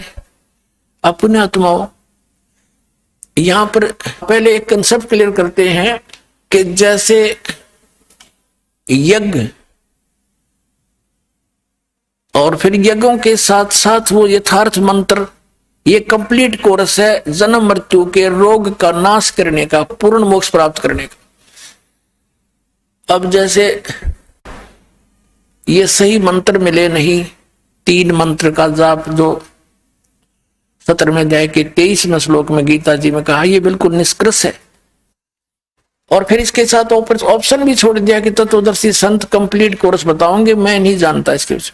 जैसे कोई धार्मिक अनुष्ठान करते हैं, अब इन धार्मिक अनुष्ठानों से भी पूर्ण लाभ नहीं, क्योंकि ये तो केवल उस ग्लूकोज का कार्य करेंगे और ग्लूकोज रोग नाश नहीं करता, वो केवल सपोर्ट देता है उस रोग नाश में, शरीर को पानी की पूर्ति करता है, यानी बहुत सहारा देता है। उसके साथ साथ फिर अन्य टैबलेट होते हैं रोग विशेष की, उनसे टैबलेटों से फिर नाश होगा। तो जैसे ये 500 यज्ञ तो समझो ग्लूकोज है, और ये यथार्थ मंत्र जो आपको दिए जाते हैं सभी, ये आपके कोई कैप्सूल है, कोई पीने की दवाई समझ लो, कोई टैबलेट है, इंजेक्शन है, ये सारा कंप्लीट कोर्स है। इससे आपका जन्म मृत्यु का रोग नाश होगा। अब पुण्यात्माओं, जो प्रसंग चल रहा है कि जो साधना ये अन्य पंथ बताते हैं, अन्य संत बताते रहे हैं, उनसे जीव को कोई लाभ नहीं हुआ, जिस कारण से वो अब नास्तिक होने जा रहे थे। और वो सोच रहे थे जैसे स्वाभाविक कोई पुण्य पिछले संस्कार के प्रारब्धवश किसी को लाभ हो रहा है, तो ये सोचता है कि इस गुरु जी से जो मैंने नाम लिया है मुझे इससे लाभ बहुत हो गया। और वो हो रहा था पहले ही अपने आत्माओं। ये दास पहले हनुमान पुजारी था, बाबा श्याम जी भी परंपरागत अपने घर की पूजा थी, और भगवान विष्णु और कृष्ण पे तो कति डिवोटेड था। साथ में भगवान शंकर याद आगे, वो भी पूज्य होते थे। तो ये साधनाएं हम कर रहे थे, अपने मनमुखी पूजाएं, कोई जय हो हनुमान की, जय हो बजरंगबली की, 7 बार हनुमान चालीसा, मंगलवार का व्रत, ये हमारी पूजाएं थी। तो हमारे को बहुत सुख होता रहा। जैसे क्लास में उत्तीर्ण हो जाना, फिर नौकरी की प्राप्ति हुई, जेई की सर्विस, बड़ा खुशी मनाई, हमारे बाबा श्याम जी की जय हो, हनुमान जी की जय हो, सारे की जय, श्री कृष्ण जी की जय हो, विष्णु जी की जय हो, बड़ी दया करी। फिर पुत्र प्राप्ति हुई, पुत्री प्राप्त हुई, संतान हुई, तो बड़ी खुशी मनाई, भगवान ने बड़ी दया करी, ठीक ठाक बच्चे हो गए, फिर नौकरी मिल गई। तो हम ये सोचा करते, इन भगवानों ने जो हम पूजा करते इन्होंने दे दी। अब पता चला ये तो दे ही नहीं सकते कुछ भी, और ना ये पूजा थी जिससे हमें कुछ लाभ हो। तो यही सती थी, समझ लो, इन राधा स्वामी पंत, धन धन सतगुरु जय गुरुदेव वाले की, और राधा स्वामी निरंकारी, और ये ब्रह्मा कुमारी, और ये जितने भी है सबके, क्योंकि इनकी टेबलेट गलत है, इनकी औषधि गलत है, इसे रोग नाश हो ही नहीं सकता। तो डॉक्टर की औषधि को डॉक्टर बता सके गलत या ठीक, मरीज ने क्या पता। ये दास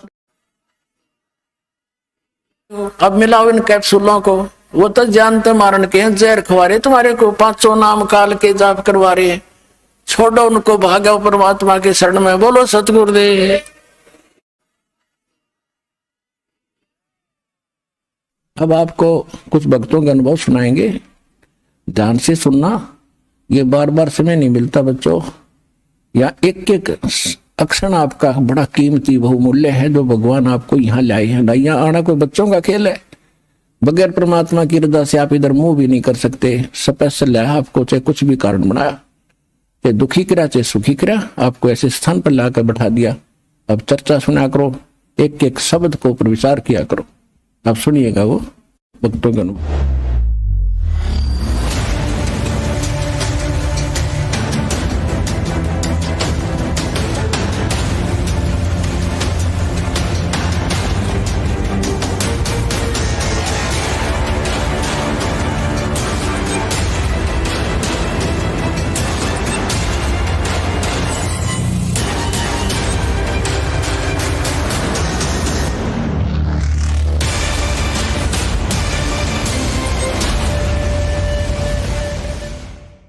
नमस्कार सर। नमस्कार जी। सर क्या नाम है आपका? संतोष निरगुड़े। संतोष जी, आप कहाँ से आए हैं? मैं ग्राम तलून, तहसील जिला बड़वानी, मध्य प्रदेश से आया जी। सर क्या काम करते हैं आप? मैं सिलाई का काम करता हूँ। सर संत रामपाल जी महाराज जी से आपने नाम दीक्षा कब ली? 2011, 17 फरवरी 2011 को गुरुजी से दीक्षा ली मैंने। सर संत रामपाल जी महाराज जी से नाम दीक्षा लेने से पहले आप क्या भक्ति साधना करते थे? संत रामपाल जी महाराज के चरणों में आने से पहले दास जय गुरुदेव पंथ से जुड़ा था, और उससे पहले दास ने जैसे 2004 को 14 जनवरी 2004 को ठाकर सिंह महाराज जी से नाम दान लिया था। वहाँ से हमको 5 मंत्र दिए थे, जैसे ज्योति निरंजन, ओमकार, रारंकार, सोहम और सतनाम। वो साधना मैंने लगभग 1.5 महीने तक की। उसके पश्चात हमारे जो रिलेशन में थे, जो मामा जी लगते हैं रिश्ते में, उन्होंने जय गुरुदेव की जानकारी बताई थी कि हमारे मथुरा जी वाले जो बाबा है जय गुरुदेव पंत, बोले कि वहाँ चलना। तो वहाँ पे देखा कि वहाँ पे संगत काफ़ी थी और काफ़ी भीड़ थी वहाँ पे, उनका काफिला भी मतलब बहुत हज़ारों की संगत में था। तो वहाँ उनका सत्संग सुना, और उन्होंने जो अनाउंस किया था कि जो भी गुरु दीक्षा लेना चाहे वो बैठ जाए कृपया शांत होके। तो जब मैंने सोचा मन में कि जब हम ठाकर सिंह महाराज से नाम दान लिए मैंने, तो वहाँ तो हमको थोड़ा एक बाउंड्री करके और जो टेंट वेंट लगा के थोड़ा कनाते बांध कर वरकर उन्होंने मतलब अपने को दीक्षा दी। और ये जो जय गुरुदेव बाबा है, ये तो खुले मंच से माइक से उपदेश दे रहे हैं, तो मेरे को थोड़ा प्रभावित हुआ उनसे मैं कि मन को इन पे मंत्रों में इनकी अच्छी पकड़ है। तो मैंने सोचा कि इनसे दीक्षा लेके देख लेते हैं। तो उन्होंने भी मतलब वो जो दीक्षा चालू की नामदान की, तो उन्होंने मंत्रों का उच्चारण किया, मतलब उन्होंने जैसे 5 मंत्र वही बताए, बाकी उनको थोड़ा उनको काट छाट के उन्होंने बताए। उन्होंने प्रथम मंत्र बताया निरंजन, ओम, रारंग, सोहम और सतनाम।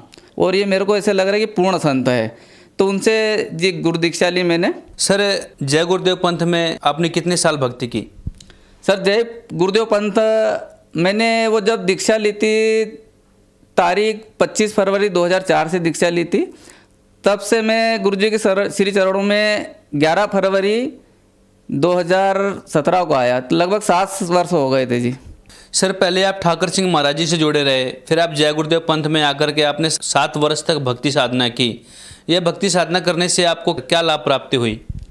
जैसे दास को अनुभव तो क्या, मैंने जैसे जिस दिन से जुड़ा उसी दिन से मुझे बहुत आस्था उन पे लग गई, क्योंकि जो उनके द्वारा भक्ति बताई गई है मैंने कंटिन्यूस रेगुलर, मतलब कोई दिन नागा नहीं किया मैंने। उनके जो शिष्य थे वो बताते रहते कि थोड़ी साधना बढ़ाते रहो।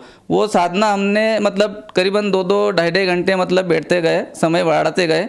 बाकी कोई आध्यात्मिक लाभ ऐसा कुछ अनुभव नहीं हो रहा था। जो गोपाल दास जी थे वो भी आज जो संत रामपाल जी महाराज जी की शरण में है, तो वो मिले और उन्हें बताया कि आप जय गुरुदेव पंथ में जुड़े हो। वो भी वही साधना कर रहे थे, तो बोले कि ऐसे भक्ति नहीं होएगी, इसको भक्ति को और बढ़ाओ। तो उन्होंने हमसे मतलब अच्छी साधना, मतलब 40-40 दिन का उपवास भी करवाया। 2-2 मतलब दास ने वो 3 बार मतलब किया, मतलब निराहार, मतलब 1 दिन सिर्फ आहार करो, कोई सा भी टाइम ले लो, सुबह करो या शाम को करो, सिर्फ 2 रोटी खाना था और पूरे 24 घंटे निराहार करना, सिर्फ जल पे रहना था।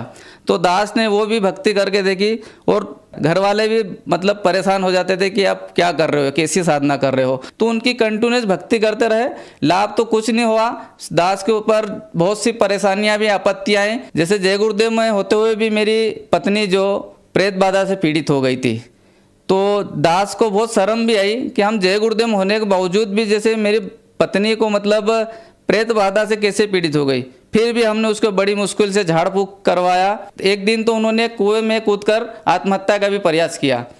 तो मैंने सोचा, मैंने इतना अटूट विश्वास था जय गुरुदेव बाबा पे कि चाहे जो मैंने मन में ठान लिया था, मतलब बाबा जी मेरी पत्नी यदि मर भी जाती ना तो मैं आपको नहीं छोड़ूंगा, क्योंकि ये गुरु मिलना बहुत बड़ी बात है। मैं क्यों उनकी पुस्तकों में पढ़ता था, वो एकलव्य और द्रोणाचार्य का शिष्य कथा थी, वो उनको गुरु दीक्षा के लिए उनसे अंगूठा मांगा तो उन्होंने तनिक भी मतलब समय नहीं लिया, उनको अंगूठा काट के दे दिया।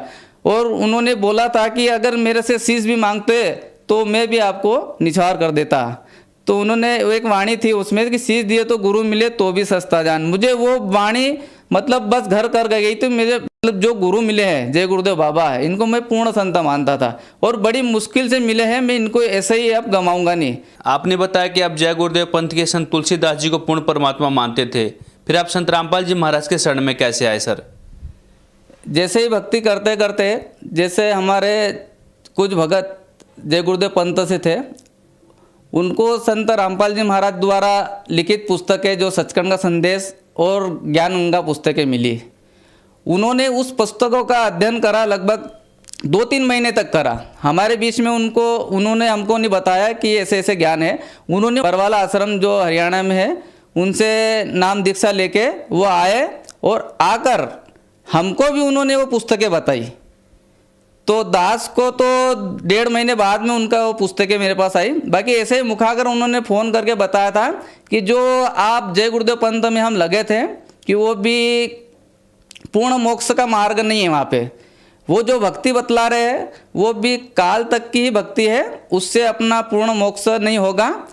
तो मैंने बोला कि आप कैसे कह सकते हो कि मैं आपको एक पुस्तक दूंगा, सचखंड का संदेश और ज्ञान गंगा, इन पुस्तकों को पढ़ना और फिर आपने खुद निर्णय लेना है कि क्या सच्चाई है और क्या गलत है। तो 1.5 महीने तक मुझे बहुत बेकार लग रहा था, क्योंकि मैं रोता रहा हूँ परमात्मा के लिए कि ये परमात्मा, जब मैं अपने जो गुरु बिना जो भक्ति करते हैं और मैं अपने गुरु को भगवान रूप में मान रहा हूँ और गुरु बिना मोक्ष नहीं हो सकता, और जो मैं गुरु के द्वारा बताई गई भक्ति अभी इस फिलहाल में जो कर रहा हूँ और ये भी गलत निकल रही है, तो मैं किस पे विश्वास करूँ। उन्होंने बोल दिया कि संत मतलब सारे नकली है, काल के, ये तो काल का लोक है, ये सब सारे नकली ज्ञान दे रहे हैं, और जो संत रामपाल जी महाराज बता रहे वो सारे प्रमाणित ज्ञान दे रहे हैं। तो मैंने परमात्मा से प्रार्थना की, परमात्मा आप ही हमको यहाँ से बताओ कि सच्चा गुरु कौन है इस पृथ्वी पे, इस काल के लोग में हम किस पे विश्वास करें। ये नकली गुरु के तीत भी भरमा रहे, नकली कौन है असली कौन है हमको कोई समझ में नहीं आ रहा था। मालिक ये नहीं तो दास तो क्या बताए, आत्महत्या जैसी मेरी स्थिति हो रही, क्योंकि भगवान मेरे से छूट रहा था। मैं मेरे परिवार के लिए इतना नहीं रो रहा था कि उसके बावजूद मैं जय गुरुदेव बाबा को छोड़ नहीं रहा था। मैंने सोच लिया था मेरी भले पत्नी मर जाए फिर भी मैं जय गुरुदेव पंथ नहीं छोड़ूंगा। बाकी अब वो जय गुरुदेव पंथ ही गलत निकल रहा है, उसको काल का पंथ बता, मैं इनकी साधना कैसे करूँ। परमात्मा आप ही मेरे को बुद्धि दो। तो दास को आने से 2 दिन पहले मतलब जो भगत लोग बताए, भगत जी मेरे को पुस्तक दो जल्दी, तभी मेरे को कहीं समझ में आएगा। 2 दिन पहले उन्होंने पुस्तक दी, ज्ञान गंगा और सचखंड का संदेश। और सचखंड का संदेश जब पुस्तक पढ़ी उसमें ये लिखा था कि जय गुरुदेव पंथ और ठाकर सिंह महाराज जितने भी ये पंथ है ना, राधा स्वामी पंथ से निकले हैं। तो वो बात ऐसे 3 पॉइंट थे, जय गुरुदेव पंथ राधा स्वामी से निकला है, और इनका जो राधा स्वामी जो प्रवर्तक जो है शिवदयाल जी, उनके कोई गुरु नहीं थे। और उनकी भी जो मृत्यु हुई शिवदयाल जी की, वो भी भूत बनकर अपनी ही शिष्या में प्रेतवश आके सभी विकार करने लगे, वो बीड़ी हुक्का पीने लगे। तो दास को बहुत बुरा झटका लगा कि जो जय गुरुदेव बाबा है, जो हमारे उनको एकदम भगवान मानते हैं, वो भी राधा स्वामी पंथ से निकला है। मतलब राधा स्वामी पंथ से इनको अलग पंथ बनाने की क्या जरूरत थी। तो दास को इतना बड़ा लगा कि एकदम ये तो गुरुद्रोही वाला पंथ है। जब अपने पिताजी को छोड़कर बेटा अलग से मतलब वो कर रहा है, जो उन्होंने जो ज्ञान दे उसको छोड़कर अलग कोई मतलब दुकानदारी कर, तो पिताजी को कितना दुख होगा। तो ऐसे कैसे हमारे जो जय गुरुदेव बाबा है, इन्होंने अलग से पंथ कैसे बना लिया, ये तो एकदम गुरुद्रोही वाला पंथ है। तो दास को इतना झटका लगा, और तभी तुरंत दूसरे रोज मैंने उनको फ़ोन लगाया भगत जी को। मैंने को भगत जी आप हरियाणा कब जा रहे हो? बोले कि हमको कल परसों ही निकलना है। तभी जाके मैंने गुरुजी संत रामपाल जी महाराज से नाम दीक्षा ली। सर, संत रामपाल जी महाराज जी से नाम दीक्षा लेने के बाद आपको क्या लाभ प्राप्त हुए सर? संत रामपाल जी महाराज की शरण में आने से मेरी पत्नी को भयंकर जैसे अचानक कोई ऐसे हो गए कि हाथ पे पूरे ढीले पड़ गए थे। मैं सत्संग में गया हुआ था, तो सत्संग में आने से 15 मिनट पहले तो उन्हें अच्छी बात करी, और बीच में ऐसी घबरा गई उन्होंने, फिर रिटर्न फ़ोन लगा कि मेरी तो हालत ख़राब हो रही और मेरे तो बहुत मुश्किल है मिले। तो उनको बोला कि जो अपने गुरुजी ने संत रामपाल जी महाराज ने नामदान दिए उनका सिमरण करो। तो उनको बोल के मैं मोबाइल कट गया। फिर बाद में मैं घर आया तो उनको एक बेसुध पड़ी थी। तो मेरे साथ 2 भगत भी थे, वहाँ के बैठे थे, तो बेसुध पड़ी थी, तो उनके हाथ पैर भी ढीले हो गए थे। और ऐसी स्थिति तो उनको दास को मतलब कंधे पे डालकर उसको गाड़ी में उनको डालना पड़ा।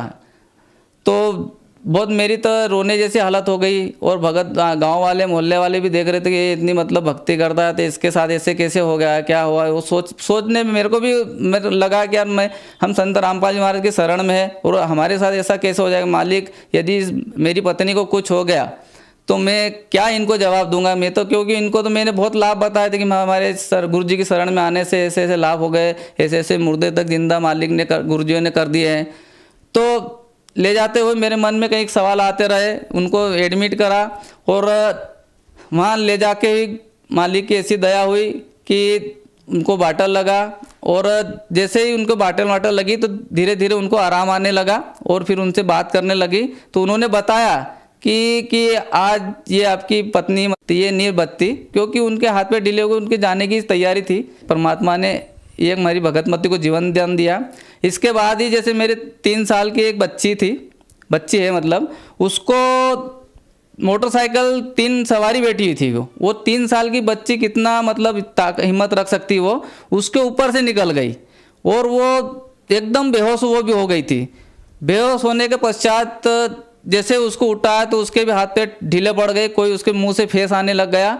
और जैसे हमारे जो भगतमती जो गुरुजी उनसे नाम दीक्षा ले रखी थी संत रामपाल जी महाराज से, उन्होंने आए और गुरुजी उनका जयकारा करा, बंदी छोड़ सतगुरु रामपाल जी महाराज की जय हो। ऐसे 2-3 बार जैसे जयकारे करते रहे। और मतलब 10-15 मिनट बाद उनको अचानक फिर होश आ गया, और उसको फिर भी होश आया, फिर भी उसको अस्पताल ले गए, क्योंकि मोटरसाइकिल सब लोग देख रहे थे तो बच्ची मर गई होगी। तो उसको ऐसे के वैसे अस्पताल ले गए। मेरी भगतमती मतलब मेरी पत्नी भी वहाँ पे आ गई। उन्होंने बोला कि नहीं इनको तो अस्पताल ले चलो। तो अस्पताल ले गए, डॉक्टरों ने देखा तो कुछ नहीं, बच्ची अच्छी चलने फिरने लग गई बोले वहाँ। तो उसको मतलब एक जरा सी थोड़ा सा मतलब खरोच आया, एक ट्यूब दिया मालिक, मतलब संत रामपाल जी महाराज की दया से मेरी बच्ची को वहाँ भी मालिक ने जीवन दान दिया। मेरे साथ एक भगत जी था और मेरी बच्ची भी थी, बड़ी बड़ी लड़की थी, उनका भी एक लड़का बेटा हुआ था कि हम नामदान सेंटर पे उधर राजगढ़ तरफ गए थे, जैसे बड़वानी धार जिले में।